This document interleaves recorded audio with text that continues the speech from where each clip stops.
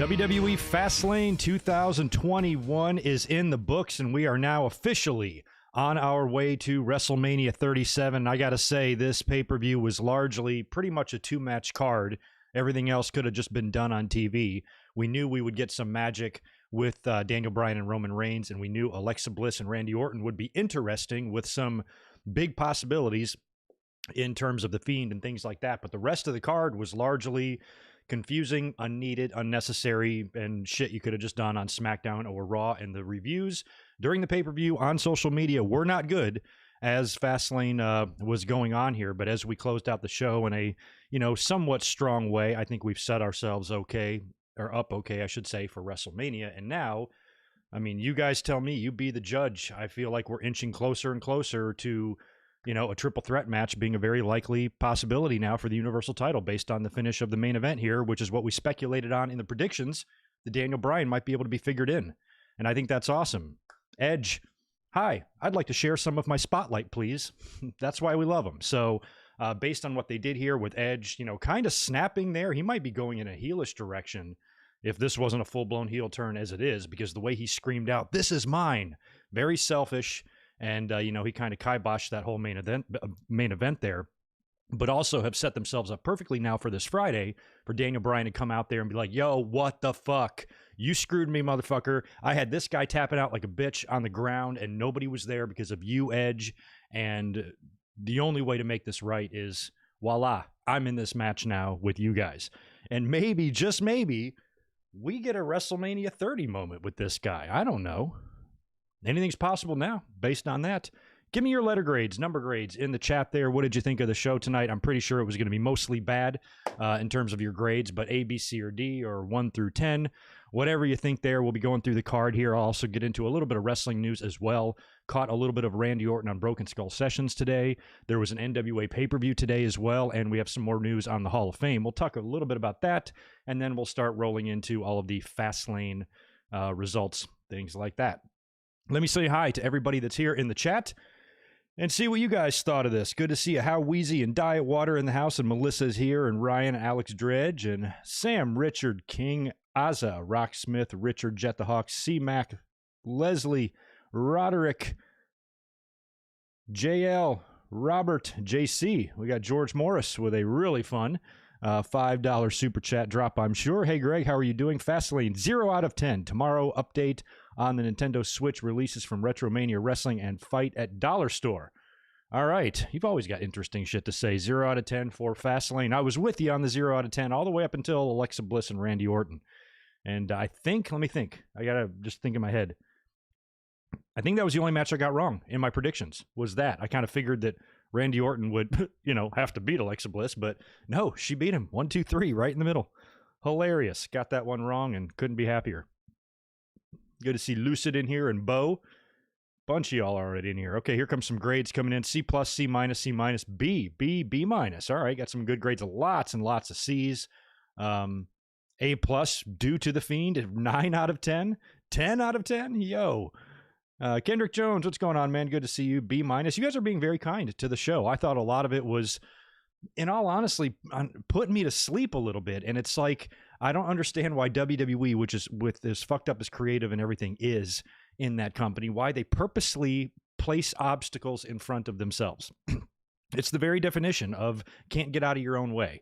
When they already struggled to produce, compelling TV or give us storylines that we can get emotionally invested in at all, they come up with just nonsense on a day-to-day basis instead of focusing a little bit more on giving your angles some substance and getting your angles something the fans can get behind.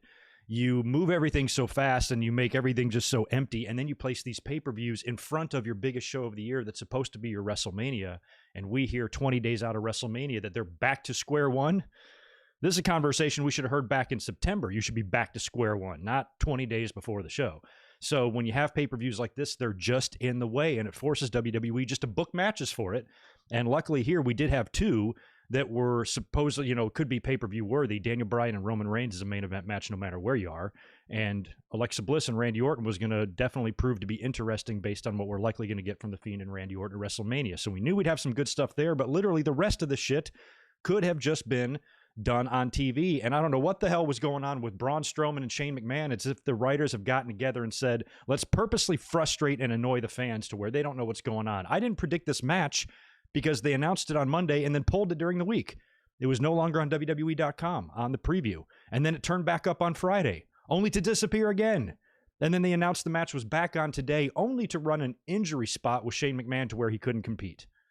And that makes me wonder, only something that fucked up, you can't plan that out. This has got to be them literally changing their mind every day, because otherwise, what the hell is the point of this? Why can't they decide if they want this match on the show or not? It's literally like they haven't decided what they're doing, and they've got shows ahead of them. So these are obstacles, and these shows trip up your main event angles. I think most of the wrestling audience have been unanimously saying that a couple of big feuds that we thought would be great, the build has not lived up very much. One of those being Sasha Banks and Bianca Belair, and the other Roman Reigns and Edge. I think all of us thought both of those programs would be much better than what they are. And I think a big problem is just because they got shows too close and they got all these pay-per-views and they got to figure out all these other things. And it makes everything a mess. And sometimes that shows on pay-per-views. And a lot of times when we have a pay-per-view like this that's just pointless and in the way, the talent comes through and gives us good matches, like Rollins and Nakamura did tonight. But largely, all this stuff could have just been done on TV. We had a big angle drop, I suppose, on the kickoff that we'll be talking about, too, with Retribution, which it looks like they're finally folding up shop, which is good. Can't imagine why. It was going so well. That thing was literally doomed since they ran out there with midgets with chainsaws or whatever out there in the ring. Little people, excuse me, in the ring, and that whole thing looked so ridiculous. It's like they were dead in the water from that moment on. When you laugh at something instead of being like, ooh, this is good, how can you even recover from that, So we'll see. We'll talk about that as we get into the card here. Let me knock out another one from Deshaun Robinson. Appreciate the $5, dude. What's up, Greg? Drew versus Sheamus, Roman versus Bryan, and The Fiend. Holy shit, save the pay-per-view. I should give Drew and Sheamus credit. It was just a match that we've kind of already seen on TV a couple of times, but they love to beat the hell out of each other, and I knew they would do that here, and that match was really good. They're going to be hurting from that, but they both had welts on their backs. Sheamus got his ass kicked in there. They're plowing through Thunderdome, sparks and explosions. More impressive explosion than the one we saw at the barbed wire match in AEW. But that was good stuff there. I shouldn't discredit that match because it was good. 5 out of 10 you're giving it. The Fiend looks 100%, 10% better than I expected. We're going to be talking about The Fiend and his new look. Of course, we all saw him tonight. I was, I guess I don't want to say surprised. I guess I'm happy, pleasantly surprised, I should say, that most fans so far are saying that his look is awesome. I haven't seen too many haters yet. And when he came out of there, I like the fact that he's still burnt and he's melted. I guess the point is that is, kind of what he was wearing before, although he looks like he's got almost like a shield vest on, like a Roman Reigns vest. But was he wearing anything different in that match that he got set on fire? I thought he was just wearing his normal Fiend gear with the long jacket. But the way he came up and the way his face was all melted and just burned and still, kind of charred like that, I really liked. And he looks like a monster. For you horror movie fans out there, this should be right up your alley. I thought that he would look a little bit different than what he did. He resembled like Swamp Thing to me. But I guess it's supposed to be like the charred remains of what was Bray Wyatt. And so far, everybody is digging the new look. So we'll see. And he helped Alexa Bliss get the victory over Randy Orton, as we'll talk about in a minute. But I guess I like it too. I mean, I don't hate it. The close-ups of his face was just real gnarly. The way he had that, I think he had one of those contact lenses in that whited out his eye. And he really looked like, he almost looked like a better job of, Kane. Kane was supposedly burnt to a medium well back when he was a kid. And he unmasked, and he was pretty much fine. They've really done a good job of making Bray look like he was somebody that was burnt the hell up in a fire. So we'll see. Now we get our match, obviously, between Randy Orton and Bray Wyatt, or the Fiend, I should say. But based on just look at what we've been seeing, you guys got to prepare yourself for Randy Orton to probably beat this guy at WrestleMania. I mean, so far, Randy Orton has been completely toyed with by these two, especially Alexa Bliss, getting the better of him every single week, aside for that 1 week where she ate an RKO. For the most part, she's making Randy Orton be regurgitating black sludge 5 times now in the past, few weeks. He's talking to himself. He's all psyched out. He's unfocused. They've gotten to him, and now she beats him in a match. Then he's going to go into WrestleMania and get beat again. I almost think at some point you got to get some revenge here. And so if they do some crazy cinematic type of match. Maybe this new character that we're seeing the Fiend in, all burnt up like this. Honestly, how long can this look really last? Maybe it's a transitional look. Maybe they do something at WrestleMania and Randy Orton burns him up for the last time, and then he's resurrected one final time with a completely different look now. I don't know. I just don't know how he can be, medium rare New York strip this whole time wrestling like this. We'll see. But so far, the reviews have been good in terms of how the Fiend looks, and now he's officially back. We talked about it when we'd see him at Fastlane on Raw. At least that gives them something good to talk about tomorrow night on Raw. Should be shaping up for a good show with Rhea Ripley appearing on the show too. And now the Fiend is back. We should get some good stuff hopefully on Raw. But anyway, it's crazy. We'll be talking about the Fiend as we go here. Let's get into a couple of things before we hit the results and say hello to any more in the chat. Just one more super chat I'll knock out, and then we're going to get down to business. Chris Ludecki, appreciate the 5 man from you, and good to see you. I like the Fiend's new look, and he seems to have dropped some weight. Also, I've really enjoyed this Alexa character more than anything on Raw. I agree. She's done fantastic. She was great tonight. I could not believe in the Randy Orton match how much she was taunting him, toying with him. He even posted himself when he went for a dive after her at the beginning of the match in the corner. Did you see that? And he hits his shoulder. I'm like, Jesus, she's outmaneuvering Randy Orton. What the fuck is going on here? And she doesn't seem to be in the slightest bit concerned or scared. Dancing away from him, laughing, giggling. He can't get to her. Every time he dives for her, either flames come up in the ring or she shoots him in the face with another fireball. They had some of the lighting, the trussing, fall from the ceiling onto the floor right in front of Randy Orton, preventing him from getting to Alexa Bliss. And she's just laughing and taunting his ass the whole time. Finally, he kind of gets her in the ring cornered, and then up through the ring comes the Fiend. So Alexa's been great in this role. She's really good at kind of being creepy. We've talked about her in this role a bunch throughout the past few months, and I've said all along that she just didn't seem to me to be like someone that would really fit in this role. I envisioned something like this for Nikki Cross, not cute little Alexa Bliss, but she's making it work and she's doing it well. So I enjoyed all of that, pretty good stuff. And then at some point, these two are going to have to get what's coming to them.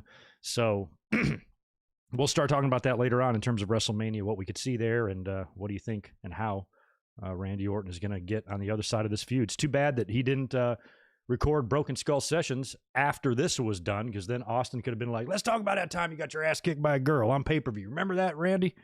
That would have been hilarious.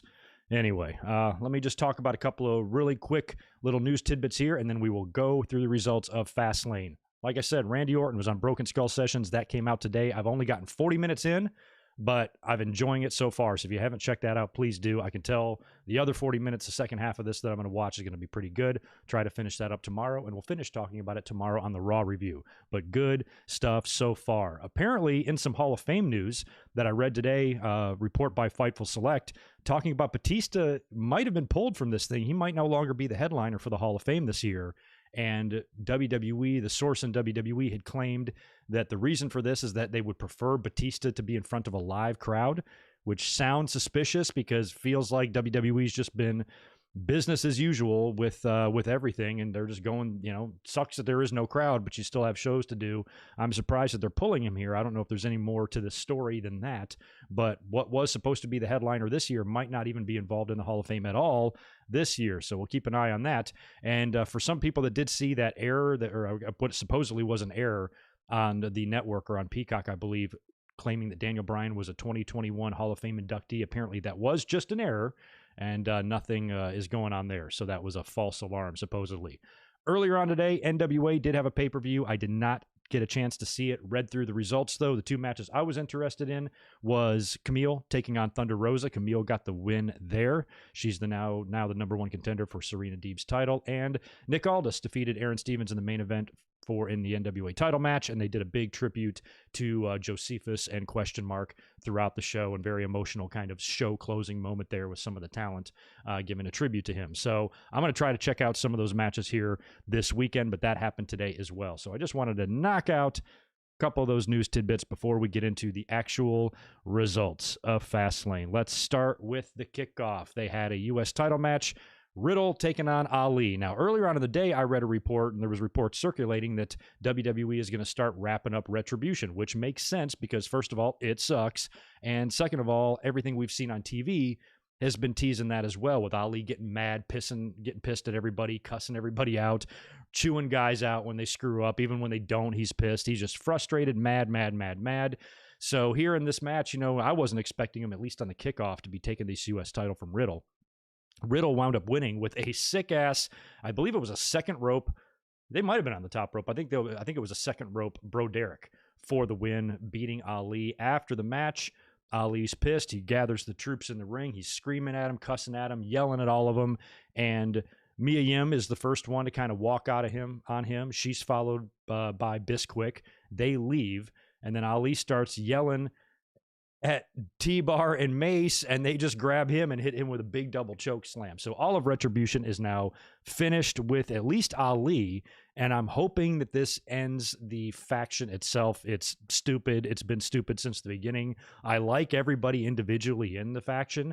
I just think that this wasn't really working out, and it has nothing to do with them. I actually think if WWE wouldn't have made this shit so damn silly, this could have worked, especially with Ali at the helm. But WWE, they cannot be trusted to book an angle like this. You got to have somebody, you got to let this all be on the wrestlers, or just, or somebody with, I don't know, just a little bit more dark or deeper of a creative experience than what they're doing here, because the way they came in, the Molotov cocktails and trying to disrupt everything in WWE, and then they just immediately just become members of the roster who are under contract and subject to the same rules and regulations as everyone. And they tried to explain that away. Oh, the best way to beat them is to get inside. It was just right from the start. It just didn't, it didn't feel like an outsider type of faction. It didn't feel like these people were really trying to disrupt anything at all. And even when it was revealed that Ali was the hacker, and they could have tied this together so much better than they did. And this is all fucking on WWE. So I'm glad it's over. At least I hope it's over. And one thing that might actually be spawned off of this and spun off is a potential maybe tag team between T-Bar and Mace. They were the last ones in the ring. They did beat the shit out of Ali. So when you think about like LOD type teams, when you think of these like Road Warrior size, big, monstrous badasses who just beat the hell out of you, WWE has been pretty unsuccessful creating these teams in recent years. I think the Bludgeon Brothers were a failure. Rest in peace to Luke Harper. The AOP, the Authors of Pain, War Raiders, who changed their name 16 times and then, became a fucking comedy act at WWE. A lot of these big, bad tag teams that should be kicking the shit out of everybody are jokes. So I'm not too confident that WWE could make a success out of these two. I mean, they kind of got face masks. Maybe they can ditch those or get some matching shit if they want to look a little bit more like badass or menacing or something like that. But I think that putting them together, I don't think there's really a whole lot for either one of them to do individually. Singles right now, it just feels like it's already crowded in singles, and Dijakovic kind of suffered from that in NXT when I think he's more than capable of holding a title. It's just there was a lot of great talent there. So maybe these two guys together can run as a big, bad, powerful actual team instead of a slap together team. WWE likes to break teams up, so once they have a run together, they'll probably just split them up and feud them as well. But I think together, they might not be a very bad tag team to have around, and maybe you could try to get them over in the same way that big teams have gotten over. Nobody's ever gonna recreate the Road Warriors, but with the exception of the LOD and the BOD, the Brothers of Destruction, aside from those two teams, you haven't had a super dominant tag team of two big men in a long time in recent history, unless I'm just forgetting one. So I think, you have to go back to the days of when you had all the ones were big, and LOD and Powers of Pain and Demolition and teams like that. And now, every time they've tried to make these monsters, they don't work. Even when they put Ball Ellering with them, they don't work. So maybe this can birth a tag team with T-Bar and Mason. I would love to see them win the tag team titles. Cheers, by the way. I am drinking a Broken Skull IPA. I'm going to have to need it after a pay-per-view like this. For those of you who are here in the chat right now, if you don't mind smashing that thumbs up button for me, I'd appreciate it. And we will get into the main card now, because that's all we had take place on the kickoff. I will knock out a couple of more super chats that I owe you guys. I see them all coming in there. from Deshaun and Barry and all y'all. So we'll hit those in just a little bit. Let me just knock out a couple of these matches on the main card here so we can keep the podcast moving. The show opened up with the tag team titles on the line. Nia Jax, Shayna Baszler defending against Sasha Banks and Bianca Belair. I was really not wanting them to put the titles on these two because you guys know how I feel about that. I absolutely hate it. It's overdone. They've been doing it forever, and it needs to stop. So if they would have made them tag champs here, that would have annoyed me. Michael Cole did make note of the fact, though, that the last time two tag team champions wrestled at WrestleMania, I think he said wrestled at WrestleMania, but what I think he meant to say was wrestled for a championship at WrestleMania was John Cena and Shawn Michaels. So they would have been doing that again had Sasha and Bianca won. Luckily, they did not. Reginald was involved in this thing.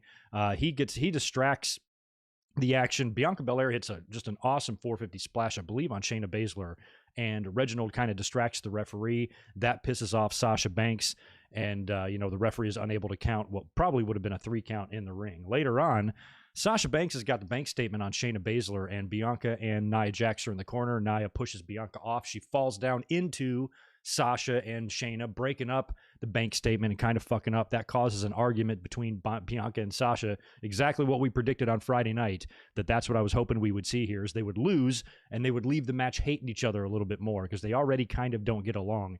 During this entire match, both teams were arguing with each other, which was actually kind of funny. So during the argument between Sasha and Bianca, I believe Sasha's the legal woman in the ring. Bianca's kind of like, okay. She's kind of like backing off. Sasha screaming at her. Sasha then gets rolled up by Shayna Baszler, gets pinned, and luckily Nia Jax and Baszler retain the tag team titles there. That makes me happy. You got a little bit more animosity and heat with Bianca and Sasha, which I think is good, but I think largely this build has been slightly underwhelming too, and these assholes got 3 weeks to fix it.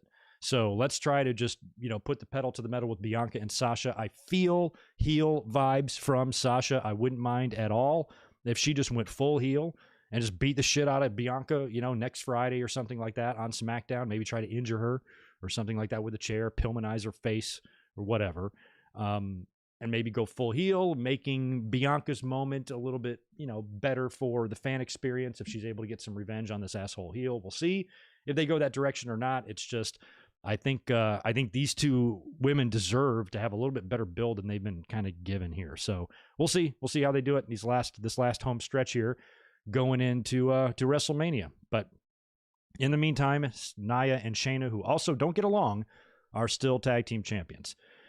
We cut backstage. We get Shane McMahon on crutches. They did a replay of all the shit going on with Shane and Strowman, and they replayed the slime again, I believe. They did all that in the kickoff, too, and Shane had injured his leg, I guess, earlier on in the day, training or getting ready for this match that's been on again, off again, on again, off again. As of today, as of an hour before the pay-per-view, I didn't know it was even back on. I just thought they scrapped it, and they decided to wait until WrestleMania. But they treated this pay-per-view largely like a Raw or something where, they would have segments that you weren't expecting. I mean, this is false advertising. Vince was always a big proponent of that. He does not believe in false advertising. When you tell the people you're going to give them something, you need to give them something. And they advertised, I suppose, Shane McMahon and Braun Strowman, and that's not what we got. So Shane's got this injury angle. He's pretending that he can't wrestle because of the knee or whatever. So he's backstage hobbling around on crutches. He's approached by Elias, who wants to be a part of WrestleMania. He's pissed that Titus and Hogan are hosting WrestleMania. He thinks he should, and he wants to perform at WrestleMania, perform a song. And Shane's like, all right, I got an idea. Why don't you walk with me or something? And we cut away. So they would come back to that later on. The next match we get is for the Intercontinental title. Big E defending the title against Apollo Crews. Big E has vowed revenge on Apollo here. And this match I thought was okay, but man, something happened at the end. I don't know what they were trying to do there, but that was, you can't tell me they didn't fuck that up a little bit.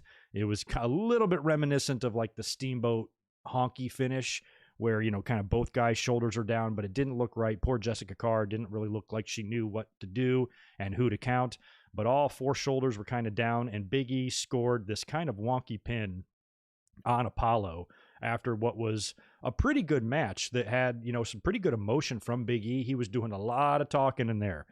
He sounded like John Cena when he's calling the spots. Talking heavily to Apollo, talking shit to him, talking mad smack to him, and he's beating him down, screaming at him, this is what you get, this is what you want, this is what you get, just beating his ass. And that close call finish, I think, put a damper a little bit on this. But as we talked about Friday night in the predictions, my prediction is that Big E would survive this, leave as Intercontinental Champion, maybe not necessarily with a win, but something's going to happen in the match that they're going to set this up at WrestleMania, because I don't feel like with everything going on with this feud, this is just a one pay-per-view match and over. So I think this has got to stretch into WrestleMania. Otherwise, both of these guys are going to have to start new issues going into WrestleMania, and why do that when you already have a pretty good one going here? So aside from the botchy finish, which I think took away, you now have set yourself up for a WrestleMania match, because after Big E scored that weird finish, Apollo kicks his ass, beats him up, and does the same thing to Big E that Big E was doing to him earlier on, really talking shit to him during the ass whipping. So we're probably going to get that again at WrestleMania. But yeah, that was kind of a messed up finish. Oh, Old Spice commercial. I have that written down next. Lovely.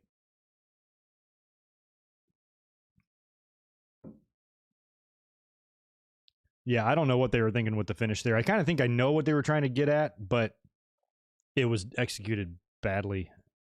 I don't think they knew what was going on. But you knew the finish was going to do something to set up probably another match, and I think that's what we got.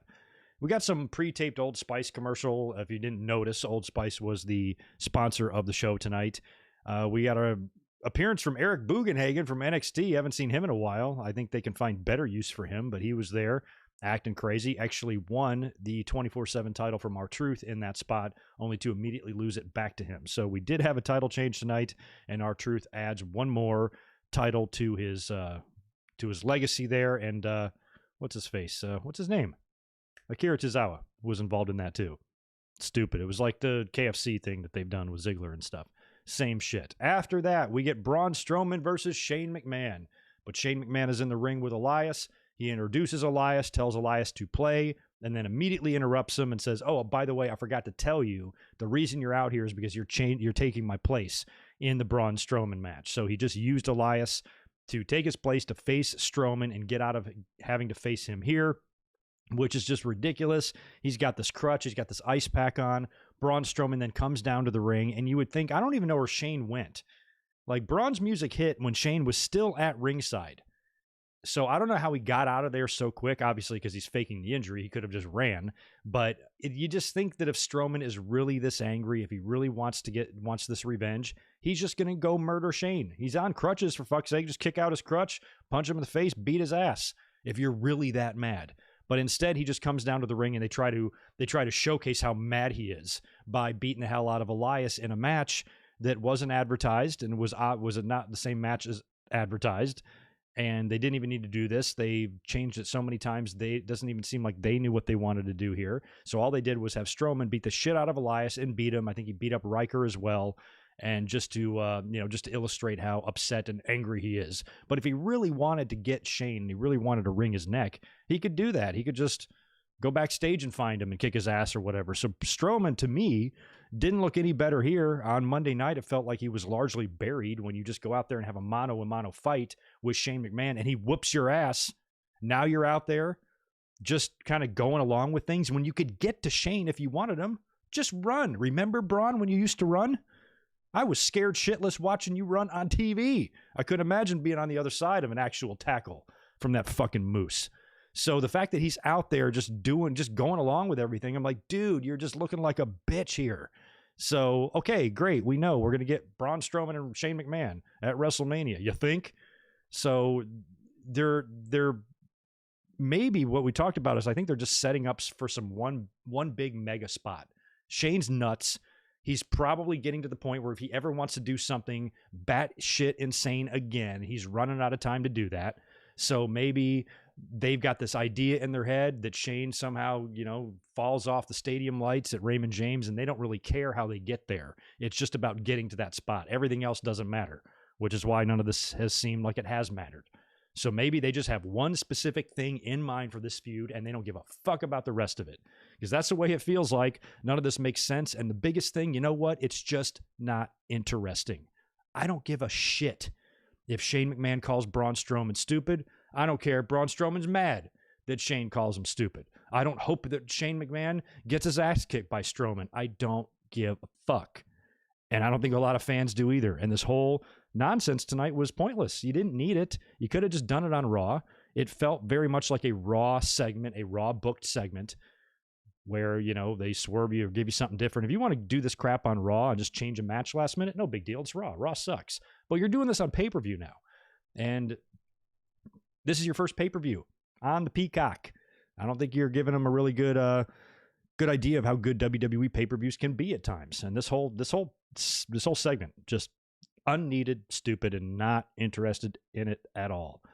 Man, then it got good though. I mean, I don't care what anybody says. I like Riddle's promos. I mean, he gets a lot of shit. I see a lot of like negativity, but I don't know. Maybe it's because I'm a silly fucking goofy fucker. But I just crack up at his promos. He corners Shinsuke Nakamura backstage. Poor guy's trying to get ready for his match with Seth Rollins. Up comes Riddle, pitching crazy scooter ideas. Bro, we get matching scooters and with some Nas boosters, and oh my god. And he just starts going on and on, and he just starts trailing off, and he's got a pretty good scooter story going, but the camera's more focused on him. And when he turns over, Nakamura's gone. He just like walked away from him. He's like, oh, he's probably going to get his scooter. Good idea. And he scoots away. And then Nakamura kind of comes out of the shadows. He just kind of walked away and let him just trail off and wander off before he could kind of get back to focusing on his match with Seth Rollins, which was next, by the way. And that was pretty good stuff. I don't know. I just like it. That's I don't hate it like most people do. Seth and Nakamura on paper, great. This is going to be a great match. It was a really good match. Spot I've never seen before. Nakamura executed on Seth, kind of like a sliding German suplex. He might have been doing this on TV. I just haven't seen it. It's almost like Seth is draped over the middle rope with his head over the apron, I guess. And then Shinsuke kind of like baseball slides under his legs and suplexes him back somehow. I don't know how that move went, but it looked awesome. And not seen that before. In the end, stomp to Nakamura for the win. Good outing by Seth. Big shout out to Seth Rollins' suit that he was wearing earlier on the Kickoff. He did a promo on the Kickoff. The shit looked great, and he's been pretty funny. He's been pretty funny. He's very vocal in his matches now, a lot of screaming, a lot of yelling, and very upset about, of course, what happened to him with Cesaro. And I like that they're building up a little Cesaro and Seth match at WrestleMania. Who's going to complain about that? Not me. That's just a good, solid one-on-one fucking grudge match. I don't know if it's going to have some goofy-ass stipulation or not. There's no title on the line here. So Rollins and Cesaro can probably get together and be like, hey, you want to steal the show at WrestleMania? We can do it. We're more than capable. Let's do it. Let's give these fans a modern-day Savage Steamboat. I'd be totally into that. We need that. We need that at WrestleMania. You know, when was well, actually, you guys can probably think of one pretty quickly. So, you know, but just really, really good match, you know, that's kind of set apart. That Shawn Angle match or Shawn Taker match. When was the last time we really, really got one of those? You know, truly got one. It's been a while. I don't know if these guys can do it or not, but at least they got a chance. That's going to leave us with our final 3 matches. So before we get into that, let me cruise back over to the chat, read a little bit more, knock out a couple of these super chats, and we'll get to the second half of the pay-per-view. Smash that thumbs up button and subscribe if you're not already, by the way. I'd appreciate it. By the way, how was y'all's Peacock experience? Mine was okay. I had it pulled up in 2 places, on my Roku, on my TV that's on the wall, and on my computer hardwired here just directly on the Peacock website. So the television was a minute ahead. My computer was actually behind. I tried to refresh and try to catch up, but it was like a full minute behind. So that was one thing that I noticed. Usually it's never perfectly synced, but even on the WWE network, it's only a few seconds different if I have it pulled up 2 places. A lot of people were complaining about not being able to pause and not being able to rewind. Now, that is a feature that we get on the WWE network, and we know that it's going to take a long time to get a lot of the tape library over to Peacock, and they've mentioned summertime as a target date to get a lot of that done. So I would assume that a lot of the same features that we're used to we'll still get. So if we can't pause now, I think we will be able to pause soon. So I wouldn't be freaking out about the pauses and the rewinds yet. I have a feeling that's something that we will get, or a feature that will be added in time. This is all brand new, first pay-per-view, and there's probably just a lot of kinks to work out. I finally did sign up for Peacock late on Thursday night. I haven't really used it at all. Haven't really tried any search features. A lot of people are complaining about the search features a lot, but I haven't really dug into it yet. If anybody wants to check for me, let me know in the chat. Are the WrestleManias on Peacock? Because we do have a WrestleMania watch-along scheduled for 1 week from tonight. We're going to do WrestleMania 6. So I'm hoping that that is all good to go, and at least the WrestleManias are on Peacock. That way we can all watch it together. I suppose you can watch it other places if we just start from the beginning, but it would be good if we were all watching the same stream, just in case there's different editing on different platforms or whatever. But anyway, that is the plan. But other than what we saw tonight, I didn't have any issues with the stream buffering, no pauses, no breaks. It was in good, crisp, 1080p or 4K or the fuck I have. So all that was great, and I didn't have any issues with it at all. In terms of the rewind and the pausing and stuff, I didn't need to tonight. I was able to keep up with it just fine, but I'm sure that's a feature that will come sooner than later rather than later. And I also think a lot of the search features and a lot of those problems will get better as it goes. The WWE Network was like that too. It was very different back in 2014 from how it is now. It was structured and set up a little bit differently, and it was hard to kind of find things back then, and then they gradually got better. So it's going to be the same deal with Peacock. But for me, I personally had no issues with it, and I paid the $9.99. I got the Peacock Plus or whatever, so I don't have to sit through stupid-ass ads. But no real complaints out of me yet. We'll see, how it goes. If we get 6-7 months into this and there's all sorts of problems, then I might be a little quicker to judge. But I think any problems we have with it now do have a potential to be fixed. So I wouldn't be freaking out just yet. Don't be canceling your shit. All right, let's scroll back and knock out these super duper chats. I've got that one from Chris. Let's go to Deshaun Robinson next, man. Thanks for the $2. Glad you're here. Imagine seeing this Fiend down a dark alley. Oh, yeah, I'd poop my Pampers. That's for sure. Wouldn't want to run into him. Barry MK, good to see you here as well. Thank God, $2 from you. Peacock is the biggest heel ever. Yeah, what do? They are heels. People are just not liking the cock, unlike Vince. Domination Warrior, appreciate the 2 from you. Fiend, could. Oh, Fried Fiend. Oh, I like it. Fried Fiend. Fried Fiend could make me a Fiend boy. That's awesome. I always wanted to have like the Fiend and Sister Abigail, maybe not Sister Abigail, or another woman on the roster, maybe make a little Fiend baby. Like how cute. Remember how Doink had Dink? What if Fiend had Find or something? Actually, that would be an immediate comedy act and it would be buried. Dink ruined Doink. Actually, Doink being a babyface in general ruined Doink. But yeah, that would be a bad idea. Hopefully nobody from WWE is listening and we don't see a little mini Fiend walking around out there messing with people in the future. But that would be crazy. I guess if they put a darker spin on it, it could be all right. If they left Alexa in the fold and you had the big Fiend, the medium well Fiend, or the fried Fiend, little mini regular looking Fiend, and then you had Alexa being all crazy between them, might be all right. Why not at this point? What could go wrong? Yeah, shout out to WrestleVote's Twitter page today. About an hour before the show, they just tweeted out Yowie Wowie. They do break a lot of stories every now and then. They get shit right sometimes, especially if they know something. So that was kind of a signal there that we were probably going to get the Fiend tonight, when I thought they could hold it off if they wanted to. Who is next? Did I get them all? Oh, there's one from Diet Water. Thanks, dude. Appreciate the 5 from you. Spent $74 on a 16 of Broken Skulls in a can. They are amazing. Popped my friend huge. Thanks for saving me money by warning me of buying them online. Yeah, they were expensive online. I paid a pretty penny. That's funny you mentioned that because I have a Broken Skull story just from yesterday. But here's mine. I'm going to take a sip. But I didn't think that they were that widely available. So I thought in my head the only really way to buy it was online. Luckily, I'm in California, so they were able to ship to me. They're not able to ship everywhere. And I did search for the beer in San Diego, and I did see a couple of locations pop up, but it was like way downtown. Basically, I just didn't do enough research. I'm like, fuck it, I just bought it online. I paid like 70 or 80 bucks to get a case of this, which was crazy, delivered. And I've since drank them all. Well, yesterday, I happened to be reading through Twitter, and Cindy, who's one of the No DQ people, I met her a couple years ago at the Survivor Series, had just tweeted out randomly, oh, I found some Broken Skull sessions at Bevmo. And I think she's in Northern California or something. So I kind of mentioned to my girlfriend, I'm like, hey, I think Broken Skull IPA, did I say sessions? But I think Broken Skull IPA might be a Bevmo. So I should check that out. I go to work, I come home, she's got 8 of them sitting here on my desk waiting for me. So she is the best. And I'm drinking one of those right now. So they're great. Luckily, they are available in the store. The location that we found them at is literally a mile from my house. And here I ordered and paid an arm and a leg to get them delivered, which was stupid. But anyway, cheers. They're good stuff. I like IPAs. So this one holds up. 6.7%. It's all good. Delicious. Pick yourself up some if you can find it. Who'd I leave off on? I got you. Daniel Rodriguez, appreciate $2 from you. Is Peacock worth getting? Yeah. You got to watch the WWE. Man, that shit's so cheap.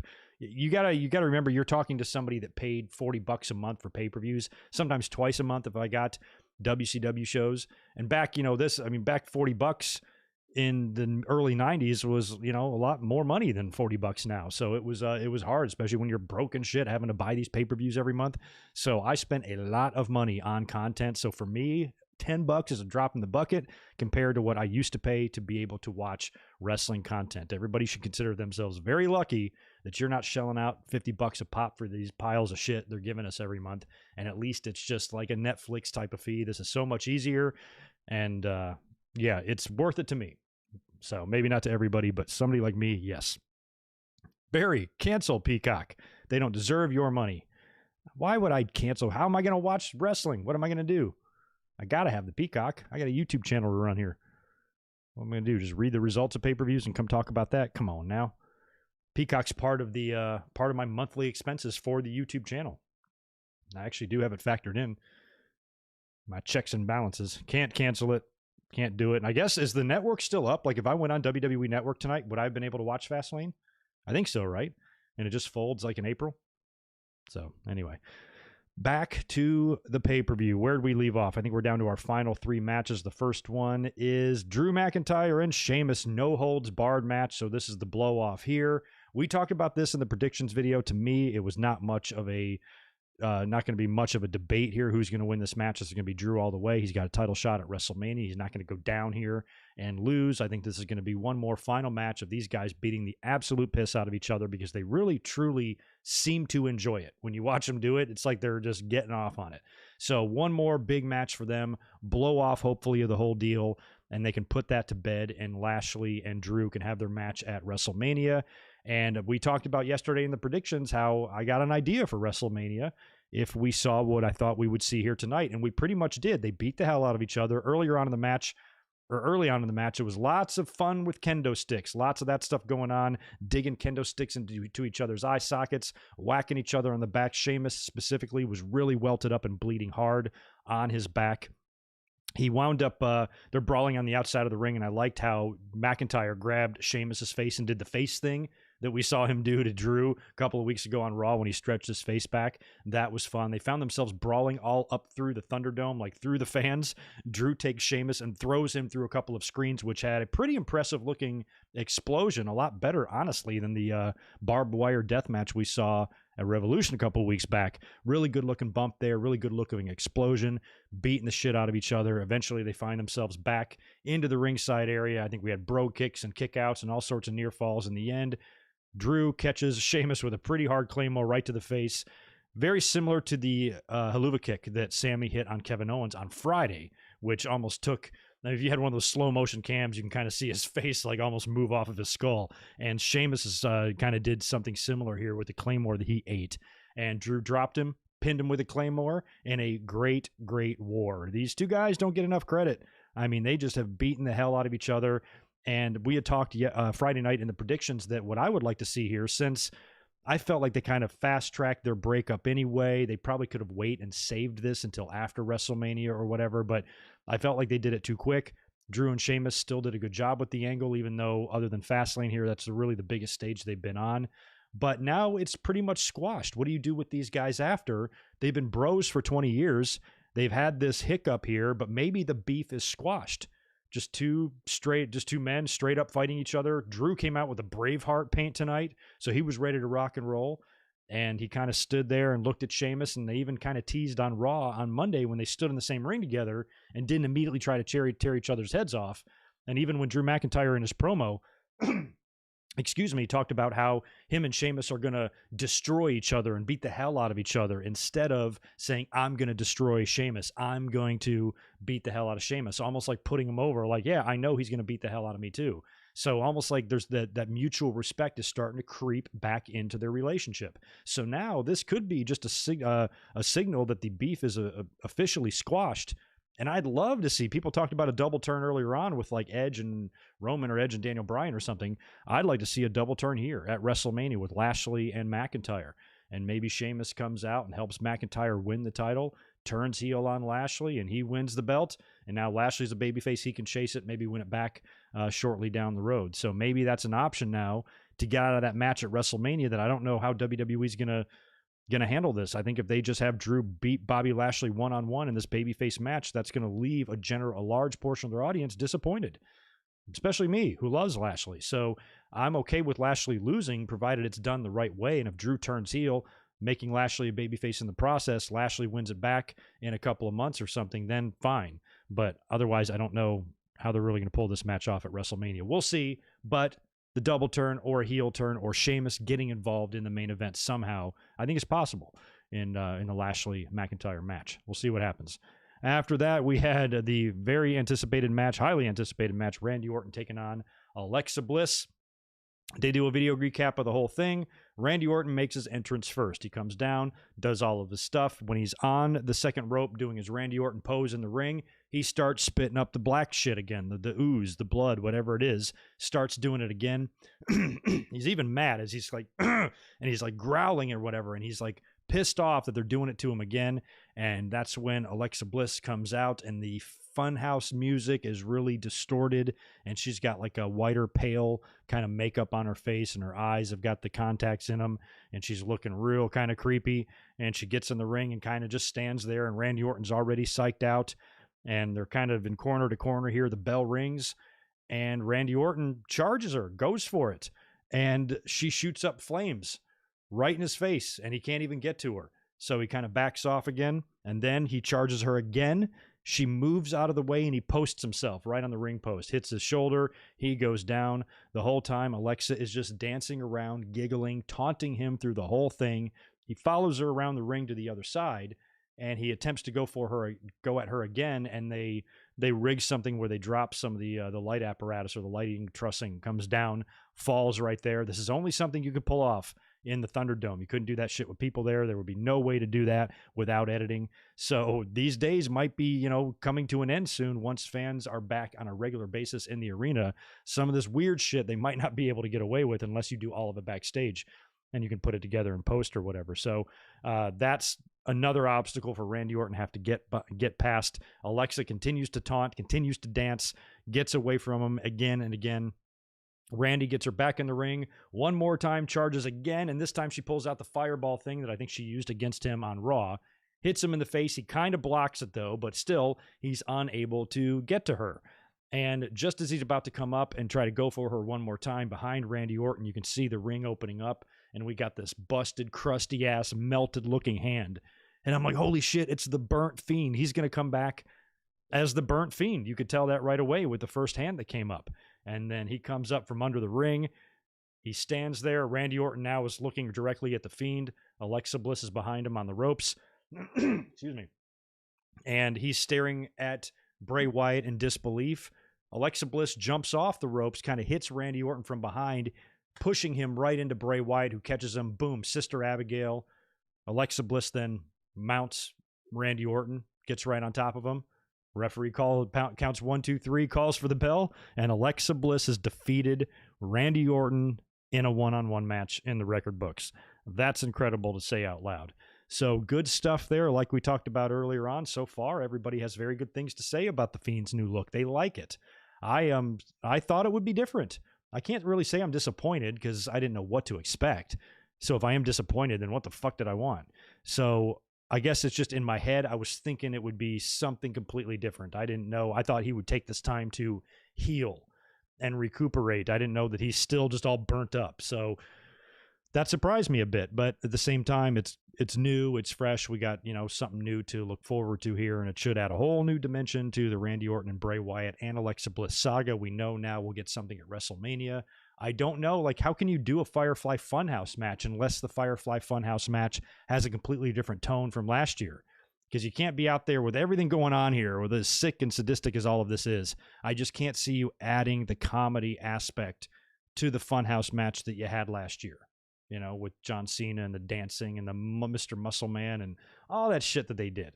So I think if they call it a Funhouse match or a Firefly Funhouse match, then it's got to be much darker in tone and probably needs to resemble more of the Boneyard match between AJ and Taker than the Funhouse match of Cena and The Fiend last year. But good stuff here. And like I said, everybody seems to be into the Fiend. Oh, okay, Barry's elaborating. Let me read that. They robbed us from the WWE Network. There's hardly any playlists or categories for shows. Dates are wrong. It's a mess. They screwed us all. Well, I'm willing to give that just a little bit to settle. Now, if we're weeks down the road and they still don't have their shit together, then yeah, that was WWE just taking the money and run up. Here's our content. You figure it out. So if that doesn't get better, then yeah. But I mean, I think undertaking something like this, moving all that fucking content over to a whole nother platform, you can't just push a button and do that. So I think it's got to get a little bit organized, and I'm sure they're working on it. So I think if it still sucks like this a month from now, then, you know, maybe I'll feel the same way. Otherwise, you know, that's life, man. All I care about is WrestleMania 6 is up there. We got to find that out. Yeah, Mike, you're mentioning it. Trying to see if anybody answered that question. I guess I can look myself. I've got Peacock right here. But like we talked about, searching is hard. Yeah, Mike, and that's all scheduled for next Saturday, or next Sunday, not next Saturday. 1 week from tonight, we'll be doing that. Anywho. Well, maybe with all the losses Randy is taking, he's going to take time off. Maybe. He could be taking time off, but I think he's going to get a win. I mean, unless he loses at WrestleMania 2 and they write him off for a little bit. But otherwise, I think with how much Bray Wyatt and Alexa Bliss have owned Randy Orton, he's got to win, which is going to be rough. There's a couple of guys at WrestleMania that I feel are set up to take losses that shouldn't. I don't think Bobby Lashley or Bray Wyatt should be losing, but I feel like based on the math of their angle, they're going to go down at Mania. Oh, Slim Jim wants them to wrestle in a pool of black goo, kind of like the pig pen match with Henry Godwinn years back. Yeah, that the hog pen match with that was one of my favorite In Your Houses ever. It was December '95, Brett and Bulldog. Holy shit, that was a good match. But Henry Godwinn and Triple H just beat the shit out of each other, and Triple H got a huge gash right in the middle of his back that he was bleeding. He had pig shit all rubbed in there. He's lucky he didn't get an infection. But yeah, if you do one of those and you do it with black ooze, could be interesting. Be hard to see though. Be hard. You have to light that really hard because they're going to both be covered in black shit. So we'll see. December to Dismember better be on there. Ashton, when you say no, it's not. Are you talking about WrestleMania 6? Let's just look it up. Here it is right here before we get into the final match. WrestleMania 6. No results were found. Oh, hell. Oh, yeah. Oh, no. It's all here. WrestleMania, 35 seasons. So I love that it says it's broken down in seasons. So we have to watch WrestleMania. Oh. Oh, that sucks. You got to be kidding me. Okay, I'm on Peacock right now for real. Every WrestleMania is on there except for 6. It goes 1, 2, 3, 4, 5, then 7, 8, 9, 10, 11, 12, 13, 14, 15. They're all there.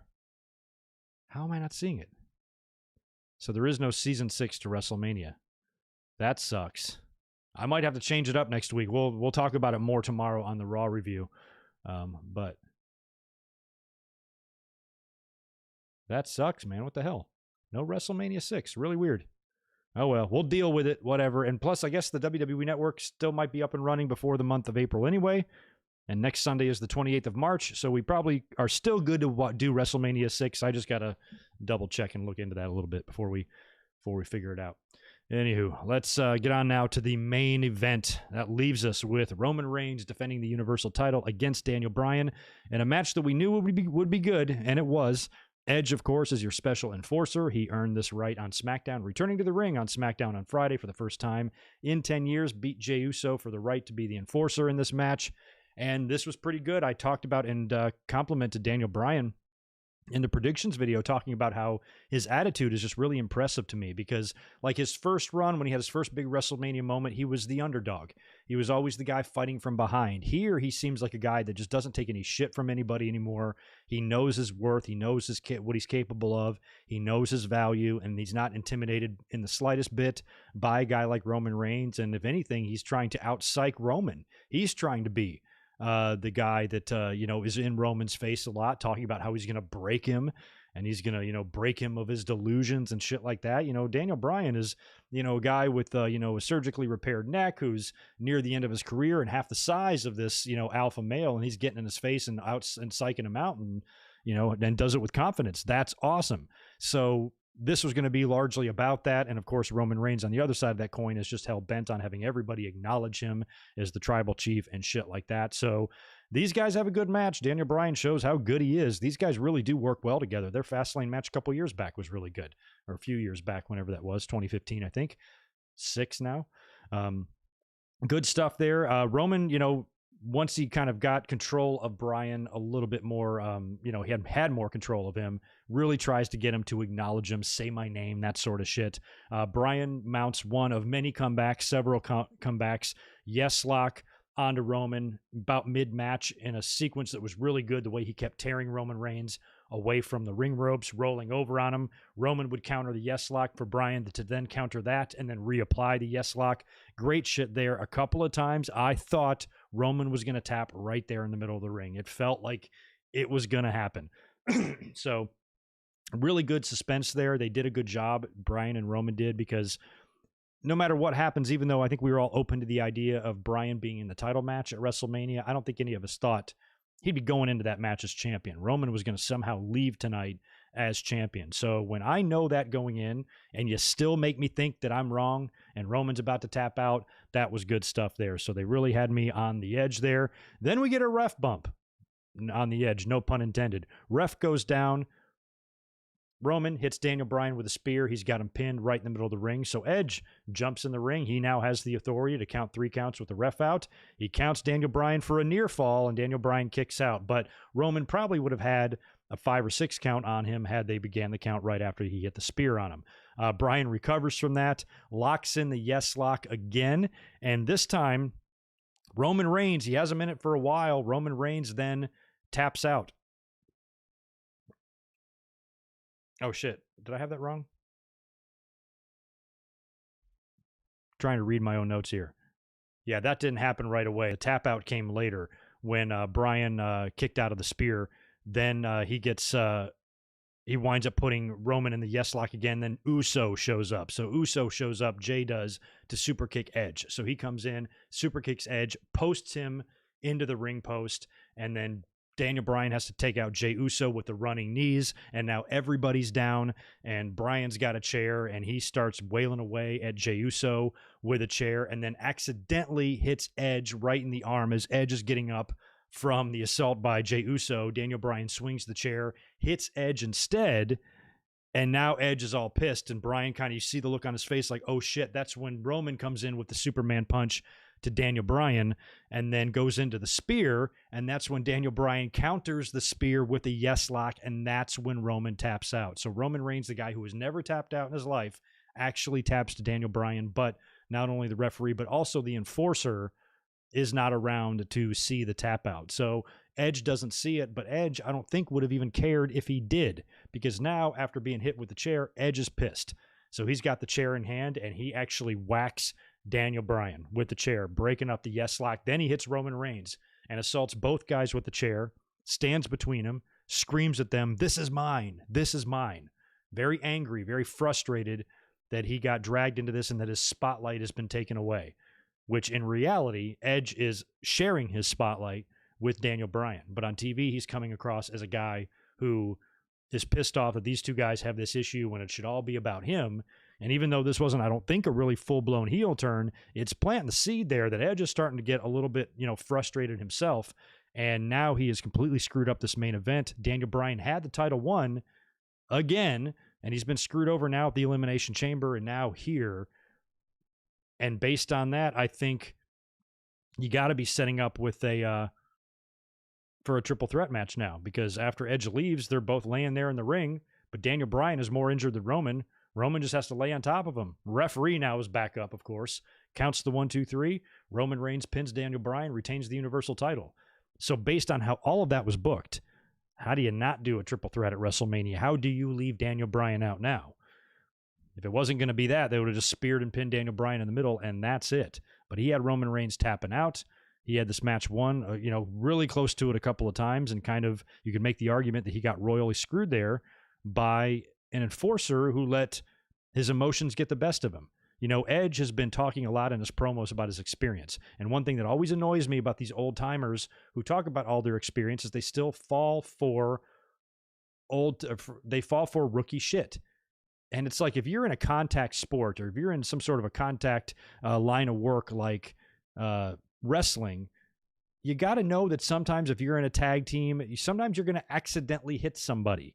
And you should know that it's not on purpose, And so whenever, like, a veteran, there's a miscommunication, he gets hit by his partner, and then he's all pissed off and he wants to fight. I'm like, dude, if it was in fucking accident, so why you let your emotions get the best of him? Anger is for amateurs. And that's what happens to the rookies when they let their emotions run too high, and then they make stupid mistakes in the ring and stuff. So for a grizzled veteran like Edge, you would think that his wrestling veteran brain would say, Bryan didn't mean to hit me. Think it through before you go ape shit. And so it always cracks me up that they always do that every time. Like, why does nobody, just for once, I'd like it to be realistic. Just for once, I would like a miscommunication to happen. They're like, no, it's all cool, bro. It's all good. I work in the restaurant business. I've been in the restaurant business 27 years, 3 decades. I slam into coworkers on a nightly basis.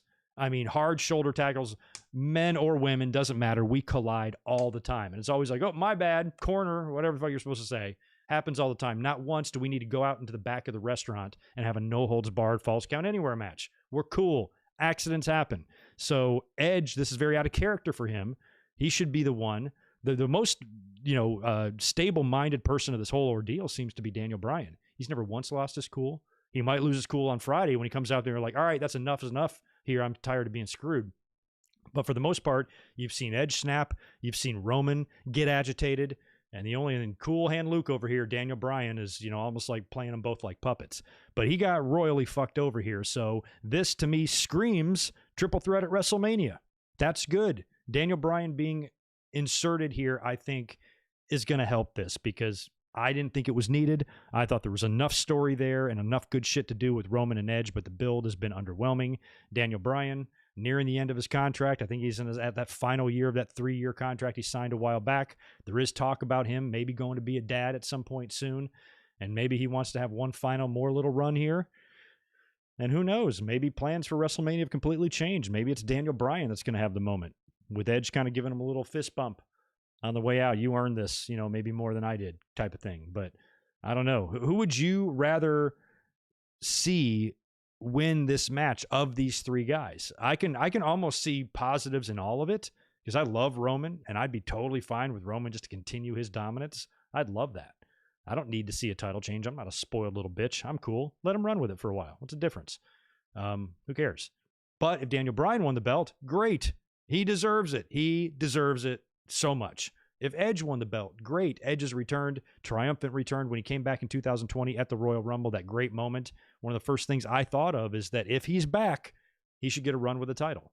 So I'm literally kind of all right with whatever they do here going into WrestleMania or coming out of WrestleMania, but I don't know, like, really what the best thing is.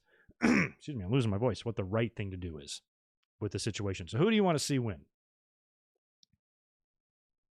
Yeah, pro wrestling, it's simple statement, but a true one. Diet water, pro wrestling is always better with a little realism. And that's true. Yeah, you guys are right. Naveed's right. Brian's right. How do you not add him? How the hell do you explain this shit? So they're making that very obvious, because if they weren't, like, here's the thing. If WWE had no plans to put Daniel Bryan in that WrestleMania main event, then this match tonight wouldn't have been booked that way. It would have been booked a completely different way. It would have ended a little bit more definitively, with maybe Roman getting the win and Edge, since he is the enforcer, having that stare down or that brawl with Roman Reigns to close the show. But with Edge now assaulting both guys with a chair, screaming at him, How do you not do it? And that's, like I said, that's why Edge is awesome. Here, Daniel Bryan, have some of my WrestleMania spotlight. You deserve it. What a guy. What a guy. So the pay-per-view tonight had its bright spots. It wasn't good. Most of the show, I was pretty tired watching it. I was like, man, I was trying to psych myself up for the review tonight. Took an energy shot, opened up a beer, tried to like kind of walked around the room a little bit. I'm like, this is boring. So I needed to get, moving because it was largely kind of just like a regular ass wrestling show. Then shit picked up with Alexa Bliss and the Fiend, and then we closed with a pretty good main event. Sheamus and Drew beat the hell out of each other. Just overall, I think my biggest problem with this pay-per-view is you didn't need it. Could have done all this on TV or just not done it at all and just concentrated on your WrestleMania build and, just do that because WrestleMania feels like it's suffering. WWE's kind of throwing it together, saying, all right, here, let's start slapping it together and hope it, excuse me, and hope that it works. And so far, it's been a little bit underwhelming of a build. Doesn't look like we're going to have any major big names on the show, except maybe a Shane McMahon match. Doesn't look like we're going to see Brock. If we're going to see Brock, tomorrow's the last chance to see him. One good thing, though, is this news broke actually on my review on Friday night, but I didn't see it in time to talk about it on the podcast.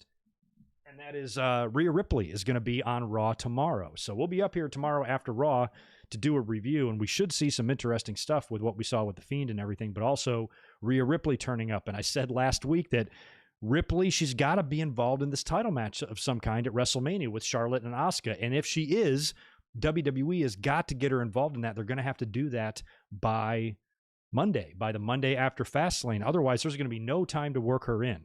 So with Rhea Ripley now being advertised for Raw, I think she needs to come out there and stake a claim because even though Charlotte has been saying on TV that she wants a shot at the title, WWE hasn't done anything to give her that or to officially announce that match. So they're leaving that open, leaving, something else to be determined down the road. So what I'm hoping is, again, we get maybe Charlotte out in the ring tomorrow. She starts reiterating how she wants a shot at Asuka. Maybe even Asuka comes out there to kind of accept the challenge, and then Ripley's music hits. And she goes, Charlotte, we were supposed to face at Raymond James last year. I still want that opportunity. And they just work her in and maybe give us a triple threat. And, it's going to be a lot of triple threats. We're going to have one there. Likely we're going to have one now for the Universal title. But I really want to see Ripley get worked into the mix here because, and I had mentioned that I was hoping that Charlotte, as much as I hated to leave Asuka out, I know this is unfair because Asuka's awesome, but I almost kind of hoped that Charlotte would beat Asuka like at tonight at Fastlane on the first pay-per-view on Peacock, win the title, and then have the rematch with Rhea Ripley at WrestleMania. And this time, unlike Ripley being the champ and dropping the belt to Charlotte, Charlotte's the champ. She's going to drop the belt back to Ripley, give her that win back, give her that receipt, and give her that moment that we thought we were going to see last year at Raymond James between these two. They did that whole segment, remember, with Rhea Ripley during the build to that. She was in Raymond James Stadium, sitting in the middle of the football field, looking around at all the seats and all the lights and envisioning what it's going to be like in just a few weeks. And we were all robbed of that. And she was robbed of that. So giving her, passing that back to her and say, hey, just like McIntyre, you're going to get your opportunity to wrestle in this stadium in front of people for a championship on the biggest stage that we have. She deserves that. So I hope that tomorrow we see that happen. If we don't, and they put her in the China Battle Royal, what the hell is it? The Mae Young Battle Royal, then that's going to be a huge disappointment for me. I think she deserves much better than that, and I hope that she gets much better than that. Oh, yeah, I want to talk about that, too. That tweet that was sent out by Andrade 2 hours ago saying, very happy, good news. But that's all he said. So we don't know what the good news is. We do know that he has asked for his release, and he has confirmed that.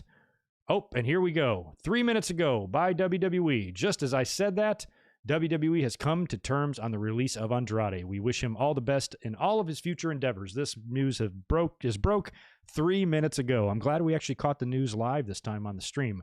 But what I was about to say is that Andrade's tweet from a couple of hours ago doesn't necessarily mean release. I thought maybe it meant WWE called him up and like, you know what? Sorry about that.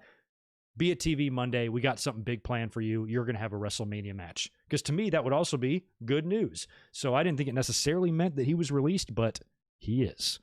Andrade is gone. Good for him, and good on WWE for letting him the fuck go. Maybe his relationship with Charlotte helped out there. There's no reason to be spiteful with him, and maybe she was, she helped out with that. Like, come on, let my man go. Jesus, don't just hold him here. He can go do other things. So he's another guy. Turning up in an AEW roster is going to add one hell of a pro to what is already a pretty solid roster over there, and hopefully, if he were to go there or maybe go back to Mexico, maybe go work Japan or something like that. But if he does turn up on Dynamite or an AEW, hopefully he won't be playing video games with Kip Sabian. He'll be doing some great shit, because when you think about his ring ability and what he can do, God, matches off the top of my head. Holy shit, him and Omega, him and Moxley. There's lots of stuff that he could do that would be fun. And there's good talent for him to work with there if that's what he so chooses. But he's probably got 90 days. So maybe this summer, we see him turn up. Whatever the case is, best of luck to him. Good for Andrade. Thank God WWE didn't jerk him around. You know what I mean? Totally jerk him around. Nice tweet from the Iron Sheik. Roses are red. The violet is blue. Hulk Hogan is a jabroni, and I beat the fuck out of him too. World Poetry Day. Gotta love whoever runs the Sheik's Twitter account. You cannot tell me that it's really the Iron Sheik tweeting that shit. It would be way more misspelled than what it is. He's definitely got somebody doing it for him. Or maybe he just says it and somebody tweets it for him. I just can't see the Sheik working Twitter. And he tweets about pop or like trending shit and stuff. So like, it's not him. It can't be him. Hell, maybe it is him. Having a couple of Heinekens on the Twitter. Ugh, he's hilarious. So anyway, best of luck to Andrade. He is gone. Oh, there you guys are letting me know about it. That's cool that I happened to just peek over to Twitter because I saw the now I'm looking at my notifications. That's 3 of you tagged me in that post too. Cool. Good for Andrade. I'm really glad, man. He's just got to do what he's got to do. Make him happy. They weren't using him. What a shame. How would you not use him? I don't understand why you wouldn't use Andrade. What does he not have what do you need from him? Unbelievable. Good news now is I think he's going to have some potential rebirths and can actually get out there and have a good time and wrestle to his potential and being used to his potential.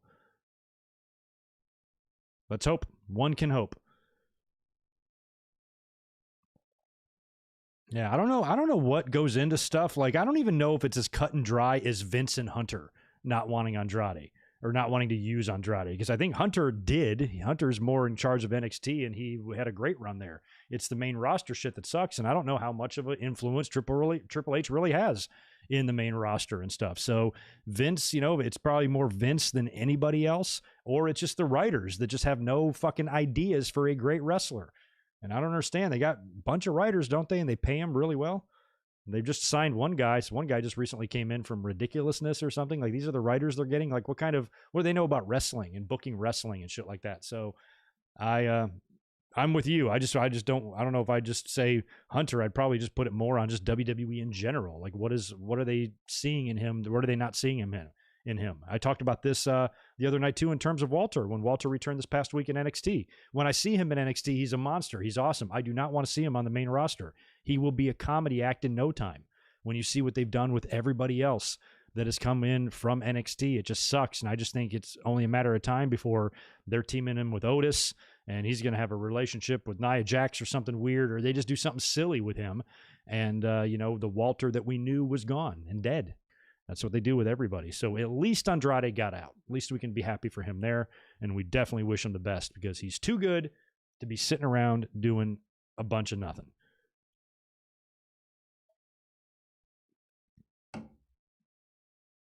Yeah, and it would be nice, Mike Witt, if they would let Aleister Black go. If they let Andrade go. That's why I think, he's got a lot of friends in Ring of Honor. He could turn up there too.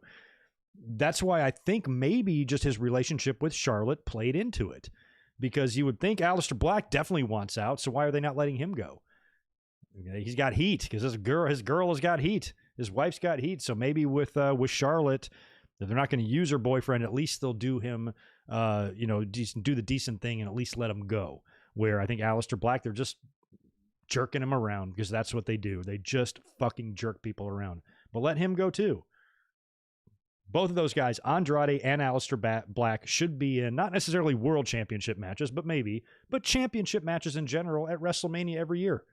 And instead, they're not even thought about, used at all. Worthless pieces of talents. Keith Lee is another guy.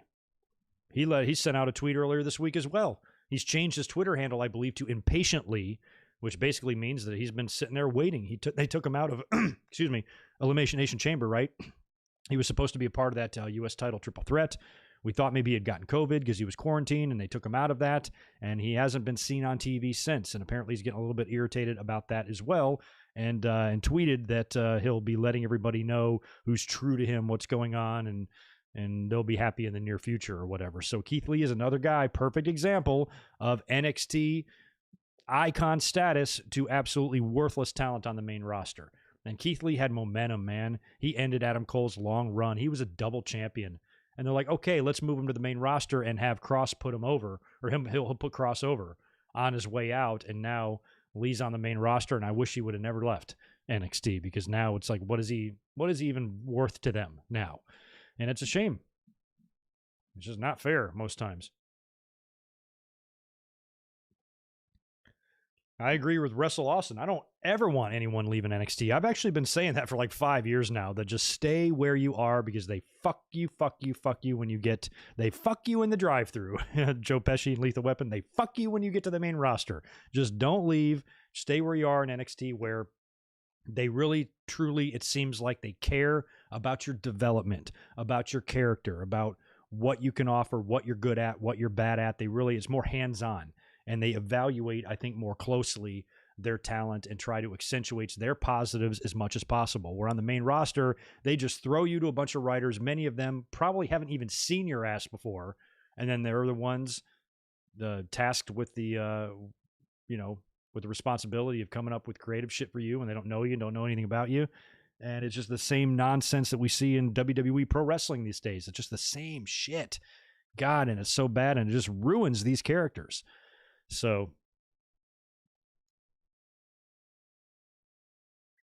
the future is not good if you come up. Yeah, I haven't seen anything specifically on him being injured, and plus he was tweeting out frustration. So if he was injured, I don't know why he was saying that. He might have a little bang up or something like that, but I thought it was something else. Anyway, he's not around right now. NXT is not anywhere near like ECW, but it's similar in terms of how the fans feel about it.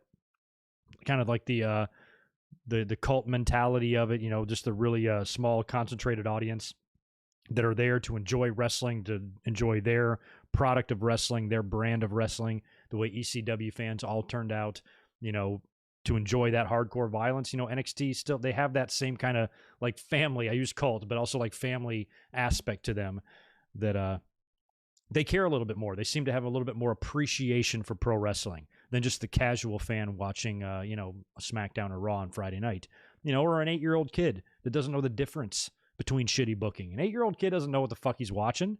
He's not watching this being like, oh, I would have used him better, no. So like, and WWE knows that, their audience of kids, you can spoon feed them bullshit all day. They don't know the difference. They haven't seen anything. They don't know. They're crapping their pants 5 years ago. So like, what do they know? So you can literally give them anything and they're not going to question it, because they don't know they don't know what good versus bad is. They don't know what good wrestling is or whatever. So WWE knows this, and they just basically treat everybody like that. And here you got people like myself, and like a lot of you, or in your 20s or your 30s or your 40s, who remember, a much different time in wrestling and how different things were. And now when you try to pass this shit off, I've said it before, I don't know if I would be a fan without this YouTube channel. I don't think I could watch Raw without being like, no, click. I don't think so. I would just probably have to just look up shit on the internet and find out who's champion every now and then and stuff. Like, I really don't know. Despite the great wrestling we get, despite the amazing talent, despite the occasional good, compelling, fun storyline, overall, you're not hooked on it. the way you were in the 80s, and certainly not during the Attitude Era. There's nothing about the product that gets you hooked. They never close out a Monday Night Raw with you excited for the next Monday Night Raw. Every week in like 1998, 97, 98, 99, those 3 years specifically, when a Raw would end, I would be wanting more. I'm like, I wish Raw was 3 hours. Imagine us saying that now. Raw could be 15 minutes and we'd be happy. Where back in the day, I wanted a third hour of Raw. They left you wanting more. Now they leave you wanting less. And the last thing we want is more. And there's nothing addicting. There's nothing that really hooks you, as an adult, I don't think, in the current product, unless you've just already been a fan for most of your life and you're just still riding the wave. You're still just on the ride, but otherwise it's hard to really get behind any of this or to generate any new fans that aren't kids, because adults, I don't know. People are not wrestling fans trying to get them into it. You're going to have to show them a whole lot of old shit before you show them the new shit, I think. Yeah, Kevin, I think Lashley could do that with, and I wouldn't want to see Lashley even leave MVP because they can be ass-kicking baby faces too. Brock went portions of his career a couple times where he was a baby face and stuff, and he was still every bit as intimidating. And with MVP, his no-nonsense, shit on the mic that he does and everything, if they turn, I think they could essentially be kind of the same character. I don't even think they need to do that much different, other than maybe, just stopping some of the more heelish tactics, taking advantage of opportunities, attacking defenseless people, shit like that. Other than that, their persona and their attitude, I don't think has to change much.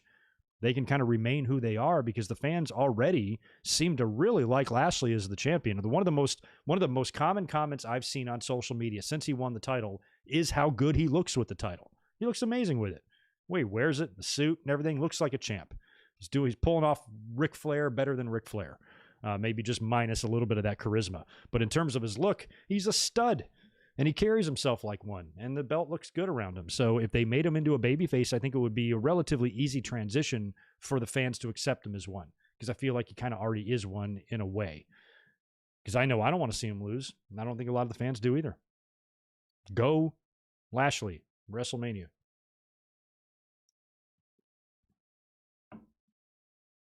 Yeah, I kind of long for the days of AWA and WCCW myself, but luckily it's accessible, or at least it was. Peacock's going to take a while to catch up, but you can watch that stuff. There's DVDs, there's tapes, there's YouTube. You can always relive the old days. I find myself doing that a lot. A couple weeks ago, I just turned all my lights off at like 2 a.m, turned all my lights off in the dark and pulled up like just some MSG shows from the 1970s and watched a couple of matches with like Sergeant Slaughter, Pat Patterson, Bruno, just some random shit. And I had a great time. It was just nice to kind of go back and just watch a time that, oh man, I wish I could go back to the days of the microphone dropping from the ceiling and when Howard Finkel had fucking hair. Great times, man. So you can still relive it. Luckily we live in a technology age, and technology allows us to, relive memories a lot better than what we used to, because I grew up in the VCR era. I used to have a whole bedroom full of tapes. My buddy Daniel we donated them. Last I heard, my tape library was donated to a wrestling school, but I had tapes climbing to the ceiling, just all the way up to the top.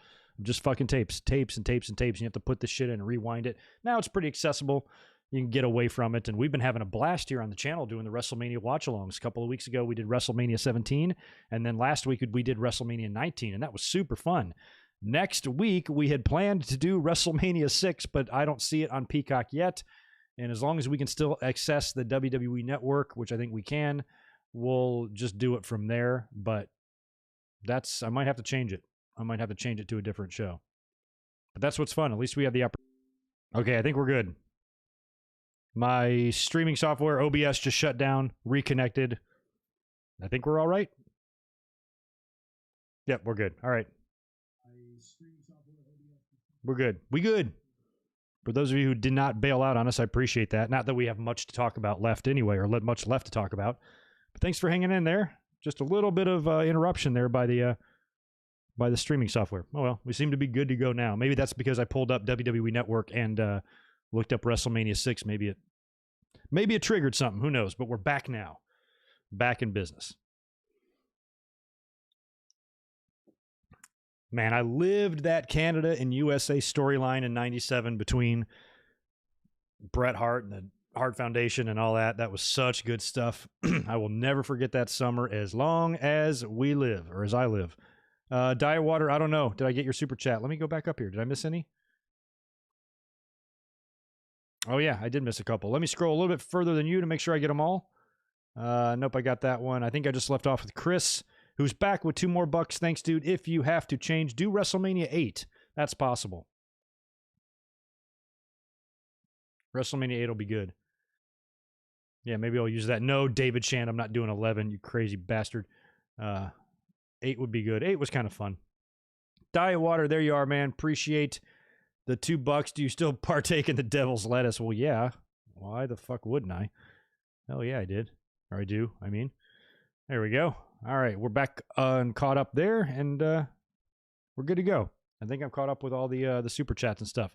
Let me scroll through here my notes and take a look at what else we're missing in terms of talking about the show tonight. Any final thoughts on it? I'm kind of with you guys that would probably give the show around a C grade. I thought its strengths were Sheamus and Drew McIntyre beating the hell out of each other. Of course, the re-emergence of the Fiend, who is now all burnt up. Looks very scary, very dark, and Alexa Bliss got a victory on paper, in the record books, one-on-one in the ring via pinfall over Randy Orton. I don't think anybody had that on their 2021 bingo cards. And then in the main event, of course, we had kind of the screwy finish with Roman Reigns successfully defending the Universal title, defeating Daniel Bryan after Edge whacked both guys with a chair. Daniel Bryan had Roman in the yes lock. He's tapping. Referee's out. Edge gets pissed because he accidentally gets hit by Bryan earlier on in the match with a chair, beats the hell out of both guys, allowing Roman just to roll over and pin Daniel Bryan for the win, screwing over Daniel Bryan and setting themselves up now for a triple threat at WrestleMania, most likely with Daniel Bryan being inserted now into the main event, where Edge is going to have a big problem with that because the way he screamed, "This is mine, this is mine," he is not going to be pleased when he finds out his big WrestleMania match is now going to be infiltrated by Daniel Bryan, but he's got no one to blame but himself because he's the one who snapped with the chair. He's the one who couldn't understand that the shot by Daniel Bryan was an accident. He let his emotions get the best of him. He made a rookie mistake, and now he's cost himself a one-on-one match against Roman at WrestleMania because I don't see how you do TV on Friday and you don't add Daniel Bryan to the match. Feels like it's a done deal, if you ask me. So that's all good, you know, based on those kind of final 3 matches and what we saw there and what they set up. I think that the show was saved, but barely, because it was pretty bad up until that point. Nothing really of substance on it. Nothing that kept my attention.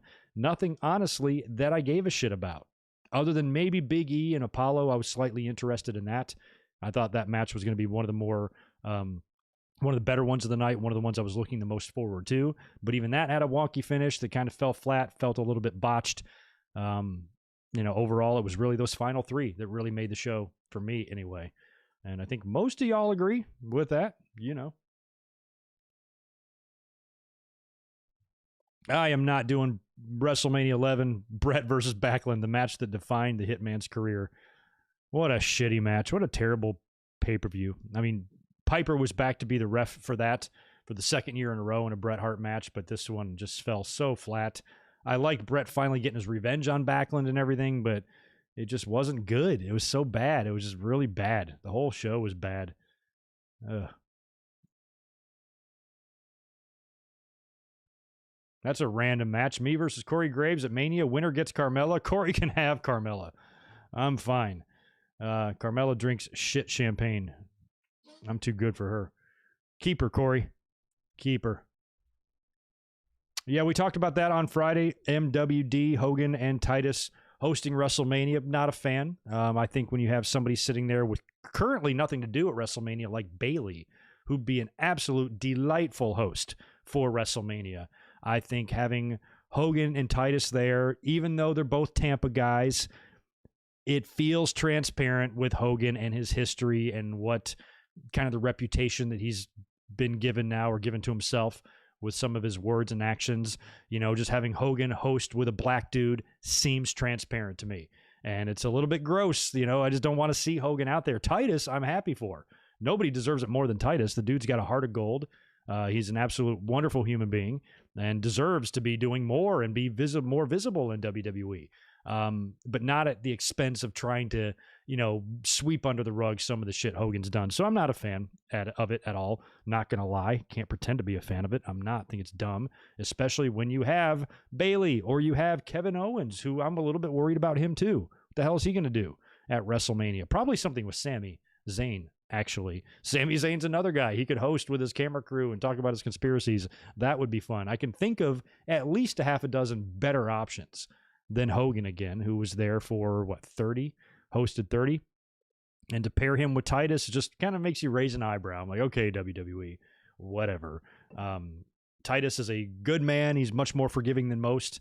I'm not sure if, we've seen a little bit of pushback on Hogan, and I'm glad we did. I'm glad that the New Day didn't just roll over and accept an apology. Neither did Mark Henry. They expressed, some problems with it. So I'm glad that Titus is forgiving and all of this, but it just seems it's gotten nothing but bad responses from the fans, to be honest.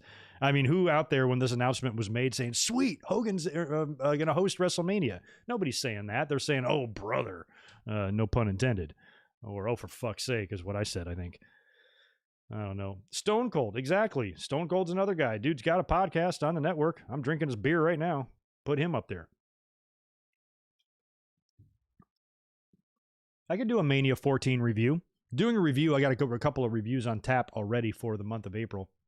And we'll probably be taking a break from the Mania stuff after WrestleMania. But one of these days, I'll get to Mania 14. I do have fond memories of that one. I've never really talked about that in a standalone video before. So I'll get to 14 eventually.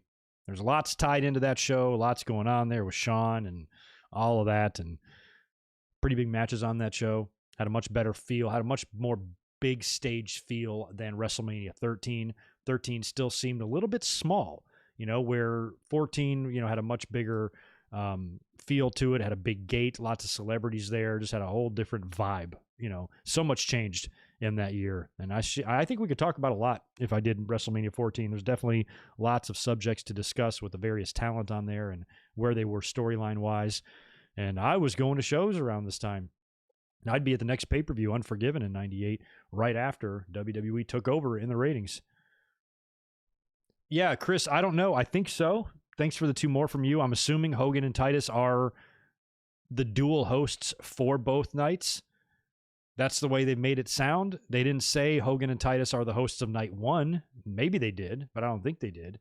But it would be cool. Maybe there's still a chance just to put them on one night of WrestleMania and then have somebody like Bayley host the other night. They still could do that. Or they each do one. Titus does night one, Hogan does night two. But I think they're going to be together, for everything they do here. I think that's the whole point.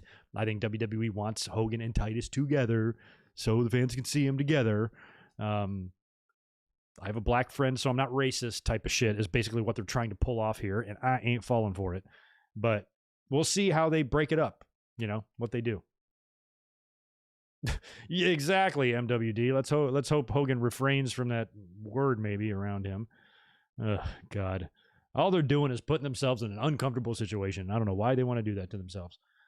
Tom Brady would have been a better host for Mania. No shit. I mean, if you had Gronk last year, why not hometown hero Brady, who won the championship right in that very building a couple months ago?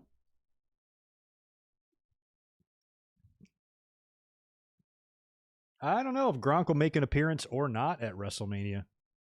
Maybe. I'd rather him not. What's up, Nick Musser? Good to see you. Yeah, WrestleMania 11 coming from Hartford was a really kind of an odd choice. But for 95, they weren't doing stadiums at that time. And WrestleMania 10 was at the Garden, but that was because it was the 10th one. But really, I think at that time, Mania wasn't even looking to go into really big markets. They were just trying to find a big building, and Hartford's in their backyard. Probably got a good deal on it. Knew they could sell it out being in WWE country during a time when business was down. And during a time when the card wasn't really that strong. I mean, they're bringing in Lawrence Taylor and shit, and at least they knew it would look good visually, I guess. But yeah, Hartford, not a big market at all. Although it's close to everything else, though. It's close to Boston, close to New York, close to Philly, relatively close to Pittsburgh. So there's lots of fly-in opportunities. Like if I'm living in Boston and WrestleMania is in Hartford, I'm going to Hartford. It's close, so they can, being there close to everything else, you're going to get a lot of New York, a lot of Boston, should have no problem selling out the tickets. Plus, they probably saved some money on the rent of the building, because back then they were check to check. They were touch and go there for a while with the money. So they were probably doing as much as they could to turn as big of a profit as possible for WrestleMania. You got to remember they were paying Lawrence Taylor too. So that's probably one of the reasons that factored into them choosing Hartford was the lowered expense with going into a market like that, where, doing Chicago again or New York or even LA would have been tougher. You'd think they do New York with LT, but then you would have put 2 in a row at the Garden as well. So, yeah, weird time, man. Really weird time. 11 did have Salt and Pepper, who I love, by the way. Spinderella was even there, too. So the fact that they even brought her was the best. I loved Salt and Pepper. That was great. They had a little fucker from Home Improvement. They had a guy, NYPD Blue guy. Pamela Anderson was there. Jenny McCarthy was there. And I think somebody else, maybe one more person. I can't remember. But yeah, they brought in some celebrities for that randomly. I don't know, Mike. I think target date for fans is somewhere this summer. July, something like that is what I think they're shooting for there. I agree. 11, the Diesel and Shawn match was great. It was a good match, but I think their Good Friends, Better Enemies was much better. And it was kind of botchy. There was those cameramen all around ringside. It felt clunky-ish, even though Shawn was still able to do his Shawn things. He did much better a year before at WrestleMania 10. And they didn't do good with the jackknife either. Shawn did not sell that well. He didn't take it very well. I don't know. It's debated. Diesel or Kevin Nash has even speculated that his own fucking friend sabotaged that move on purpose. But whatever happened there, the jackknife did not look good. It was an okay match, but, they would do better. I don't even know if it really lived up to the hype. They did that big press conference that year where Shawn's there saying, I'm going to give you the very best match you've ever seen because I can, or whatever he said. And he didn't. He did much better at 10 and 12. Ladder versus Razor was off the fucking hook, and the Iron Man match with Brett at 12 was a thing of beauty, but not so much this one. Had its moments, a couple of good moments of Shawn diving off the ropes and shit, but big elbow drop, which is iconic. Big elbow drop, I think Diesel's on his stomach, and Shawn hits the elbow from the top rope. Still had that sweet mullet that cannot be beat, and this beautiful mullet floating in the breeze as he's flying down to nail Diesel in the small of the back with the point of the elbow. Looked great. That's a great shot. Another one where he's diving, I think, off the rope onto the floor looks good too. But overall, I wouldn't consider that match a classic. Where if you guys have never seen, they're In Your House, would have been In Your House April 96. Good Friends, Better Enemies, Omaha. That's good stuff. Or was it Tulsa? I think it was Tulsa, not Omaha. I can't remember. One of those two cities. Mad Dog Vachon was in the front row. They used his leg. Shawn took a powerbomb through the table, announce table, which in 96 blew your fucking mind. Fans wouldn't even bat an eye at that today. But 25 years ago, whole different story when you're doing that shit to somebody quarter century ago. Good stuff. Go out of your way. Watch Shawn and Diesel. Good Friends, Better Enemies. I'd rather see Royal Rumble at Safeco Field rather than WrestleMania. Now that I think about it, how did WrestleMania pull that off? That had to have been awfully close to the beginning of baseball that year at WrestleMania 19. How did they not get in the way? Because you don't just break down that WrestleMania set in 2 hours. It probably takes a couple days. So, how did they get out of the way in time for the Mariners to start there? Unless the season already started and they were on a road trip, but still breaking down, setting that set must have been just before the season or something. I don't even know how that worked. Thank you for that. It was Omaha. Was there a pay-per-view in Tulsa? Yeah, so it was Omaha. Nebraska was what a weird place. Omaha, Nebraska. I forget Nebraska is a state because who the fuck lives there? What a weird place, but the site of one hell of a match. One hell of a match. I had 2 little neighbor kids lived in my neighborhood. They moved in, 2 brothers, and they're from Nebraska. And they moved from Nebraska, and they were crazy, man. They were just big. They both played football. They were exactly what you thought would come out of Nebraska. They were super fun too. They were fun dudes. They were always having fun and always just being dudes, just big, muscular football players. They were both crazy. And they were like 3 years apart, but they looked like twins. Jason and Ryan. I wonder where they are today.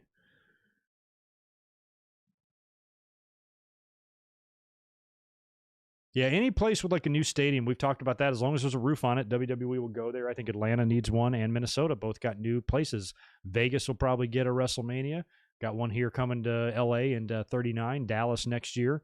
I think for 40, they could go back to MetLife. We talked about maybe doing a 2-night deal, one night at the Garden, one night at MetLife, or maybe structure it in a similar way that they did the Raw 25 show with a little bit at the Manhattan and the rest at Barclays. If they could do something like that, make it fun, throw back to the first WrestleMania, because otherwise you'll never get WrestleMania in the Garden again unless you do a 2-night or joint event with the big event at MetLife and then maybe a couple things at the Garden. If you did that, it's probably the only way to incorporate the Garden, and maybe they could do that for WrestleMania 40, but I'd much rather see 40 go to another city like in Atlanta. Atlanta would be great.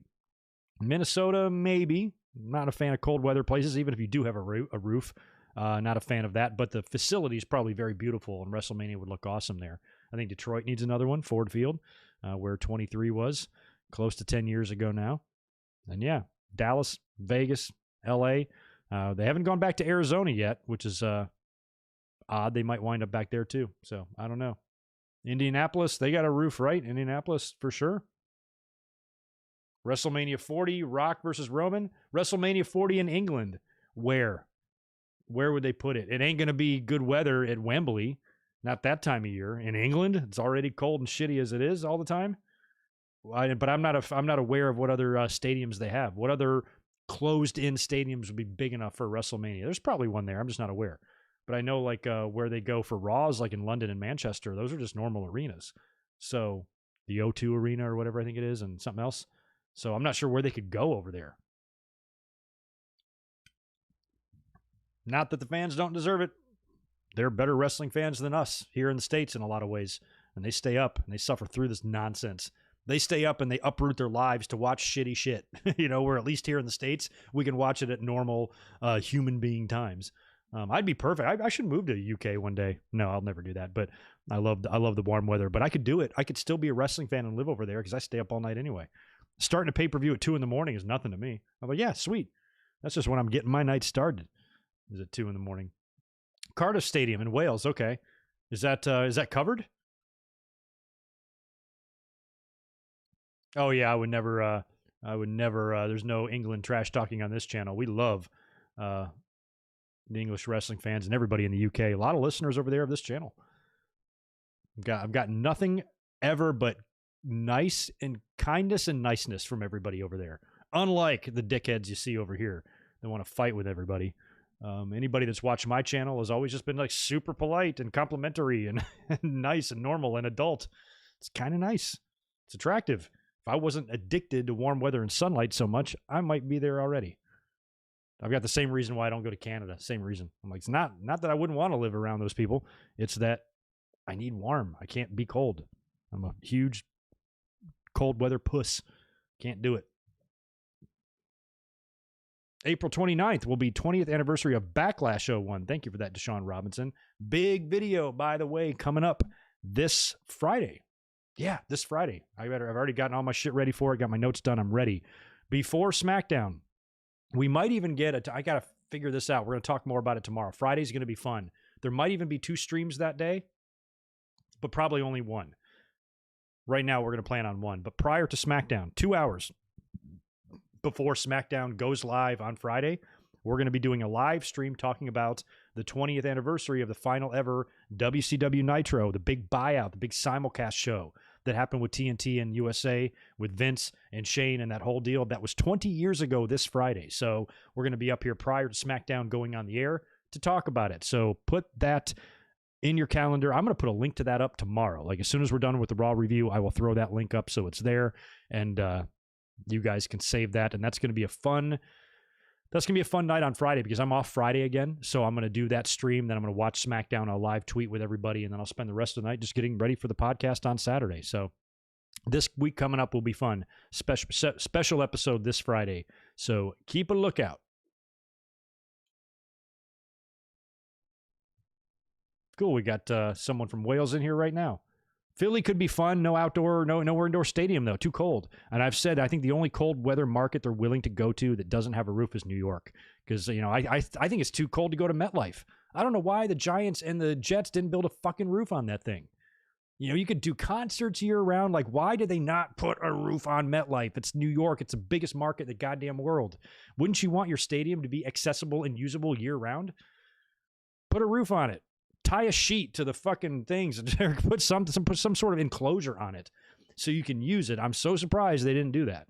So, I mean, unless they want to preserve the, New York football being played in the cold, I suppose I can understand that. But for a facility like that, you would want to, use it for more stuff. And WWE going there, I think, is always a little bit risky because the weather could suck. It could be butt cold. They heat the ring and stuff, but what if it's raining and sleeting and snowing? It very well could. That would suck. So I just think they should have put a roof on that stadium. And if they did, WWE would probably be there every 5 years for WrestleMania. So I don't know why they didn't do that. But Philly's the same thing. Philly and Chicago. Chicago, same thing. Soldier Field. Why is there not a roof on that? WWE could be in Chicago for WrestleMania, but Chicago will never see a WrestleMania again. Because unless business drops down so far that they put it in the United Center or Rosemount or whatever, but it ain't going to Soldier Field, just like it's probably not going to Philly, and it ain't going to Pittsburgh. It could potentially do Charlotte. I've pitched Charlotte before just because it's a wrestling part of the country. So much history in Charlotte. Weather is better than New York, and you could probably pull off. I used to live in the Carolinas. There was plenty of days where it'd be 75 degrees in February. It happens. So you can have some warmth there by April in the Carolinas, and the weather might cooperate to where you could probably pull Charlotte off.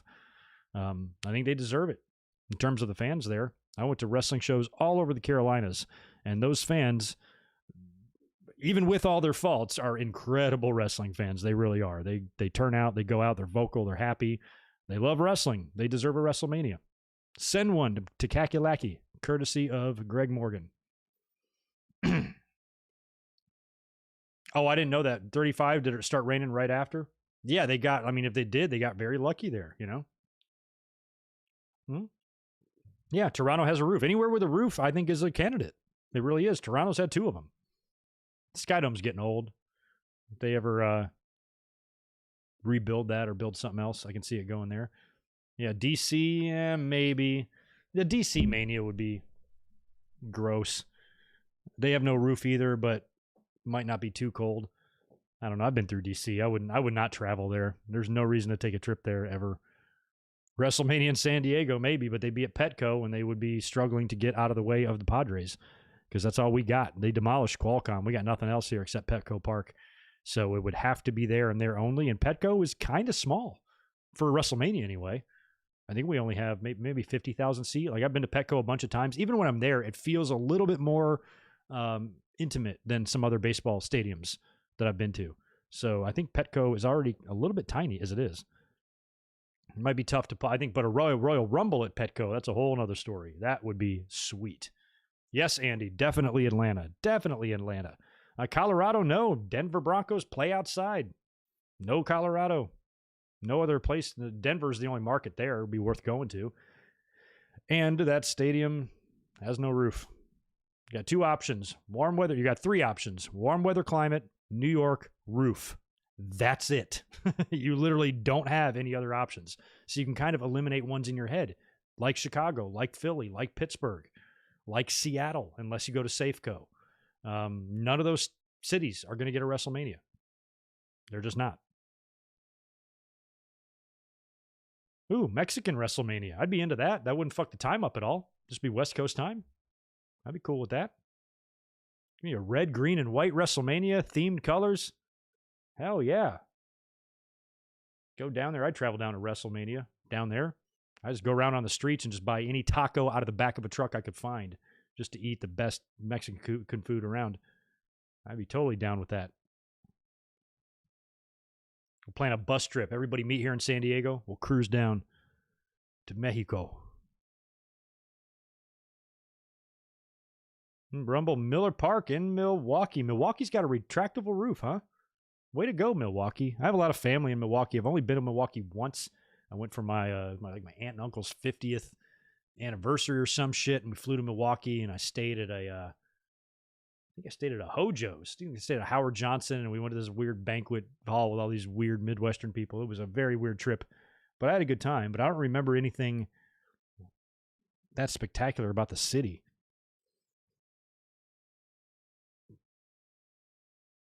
Yeah, again, Trent. Ohio. Why? Cincinnati Bengals and Cleveland Browns play outdoors. Disqualified. Too cold. Plus, Ohio's gross. And I can say that about these states because I'm from Michigan, and I know Michigan's gross. And if Michigan's gross, Ohio's definitely gross. So is Illinois. I think Wisconsin's very beautiful, but I don't think this, like, Milwaukee. I don't know. Who would live in Milwaukee? Yeah, and the Minnesota stadium is super nice. I remember when they built that stadium in Minnesota, there was the story of, I guess it stood right in the path of like a migration path of birds, and it was all built out of glass, like in the front, and it was like really transparent. So what was happening is the birds were flying. My instinct is to laugh, but it's not funny. But like hundreds of birds were flying and just ramming into the stadium. And they was having hundreds and hundreds of dead birds on the ground. And I think they had to draw up plans to renovate the whole thing and change the building to where the birds can see where they're going. Apparently it cost a few $1 million to do these renovations, unless I'm completely making that story up in my head, or if I'm misremembering something. That was one story I remember hearing about that new Minnesota stadium, is the birds just boink, boink, hitting the glass stadium because they're trying to go right through it. You've seen that. A bird gets caught inside a house or inside of a grocery store, and they always just fly right into the window and bam. And apparently that's what was happening to them, and they had to fix it. Like, that's crazy. Sorry, Mike, you're from Wisconsin. My aunt and uncle they live in Chicago, but they have a cabin up there, and I've never been, but they show pictures all the time. I've seen pictures of it. It's fucking gorgeous, man. Just they do snowmobiling and all that shit up there in the winter, and then at the summertime they're on the lake with their boat and they fish and they have a great time at the cabin. It looks marvelous up there in the wilderness. I totally believe I can handle Wisconsin from May to September. The rest of it, I'm going to have to get the fuck out of there and go south. Sorry to break it to you. Detroit, man, Michigan's nice in the summer. So many lakes, so much to do. I've been to Cape Cod in the summer. I've been to upstate New York in the summer. I've been to Canada and Niagara Falls in the summer. Lived in Michigan for many summers in my young life. And I'm sure like Wisconsin and places like that. I've been to Minnesota in the summer. They're all super nice up there. Yellowstone, all that shit's probably sweet. But the rest of the time, rest of the year is no fun for Greg. No fun for Greg at all. I'd be into SummerSlam going back to a stadium. Maybe not Survivor Series. Might be tough to pull that off. But SummerSlam, I definitely think could. Because we haven't had, is it 92? Is it right? They've never moved SummerSlam to anything bigger. It's always been in a normal, standard basketball arena, right? Unless I'm missing one that I'm not remembering. Yeah, Royal Rumbles. They got into that. I'm loving the baseball stadium tradition. I hope they keep with that when things get back to normal. But it would be fun to see them do something fun one year for SummerSlam. And SummerSlam might be the ideal pay-per-view to go back to the UK or to go back to England or London or a city like that, a big market like that, like 92. I always feel like WWE's apprehensive to do that because of the time differences and stuff, but you could probably pull it off in the summer. Next year will be the 30-year anniversary of SummerSlam's trip over there to Wembley. I'd be cool with them doing it again. I would have no problem staying up late or early or whatever the hell time it would come on for me. Where I think in 92 it ran on a tape delay because back then there was really no spoilers. There was no internet. So, you could run the show live and then show it at normal time here in the States. I believe that's how it happened, if I remember right. So nowadays, with the internet and everything, you can just do it live. And people here in the U.S., people here in America and Canada, Mexico, watching, Hawaii, we just got to stay up. We just got to stay up and watch it. It ain't going to kill us to do it once. And I'd be more than happy with that. WrestleMania, though, I think might be a little bit harder to pull off than SummerSlam. SummerSlam in Orlando. Man, there's a lot of Florida going on. But we'll see. Anyway, I've been flapping my gums a lot. We've been streaming now for about 2 hours, so I'm going to go ahead and get out of here because We're going to be back tomorrow night live after Monday Night Raw. We will talk about the whole show. We know we're going to get some sort of a Fiend appearance, probably a match set up with Randy Orton. That'll be tomorrow night. Rhea Ripley is also scheduled to be on the show. Hopefully she will get herself in the mix in that Raw Women's title situation at WrestleMania with Asuka and Charlotte. And we've got Drew McIntyre, big win over Sheamus. He can now begin his build with Bobby Lashley. We'll probably get some of that tomorrow. And they're at least setting themselves up for not a shitty show on paper, so we'll see how shitty it turns out to be, because I think no matter how good the show is, Braun Strowman and Shane McMahon can always ruin it, and something's going to happen between those two as well. So I think tomorrow a lot will be announced officially for WrestleMania. They'll do a couple of segments, and they'll announce the women's match maybe tomorrow. I feel like they got to. Rhea Ripley being there, confrontation with Charlotte. They'll either do a match to determine something, or they'll just flat out announce something. And we'll get the women's match hopefully tomorrow announced. Hopefully we'll get the Fiend and Randy Orton announced, and probably Strowman and Shane. So probably 3 big matches hopefully tomorrow will be added to WrestleMania. So it could be a pretty newsworthy Monday Night Raw. So make sure you're here tomorrow night and hang out with me. We'll talk about it. You guys take care. Thank you so much for hanging out tonight. I appreciate it a lot. And before I leave, let me just double check. Nope. Okay. I want to make sure I didn't leave anybody hanging on the super chats. Y'all be good. I will be back here tomorrow night, and we'll be hanging out again right after Monday Night Raw. See you then. Peace.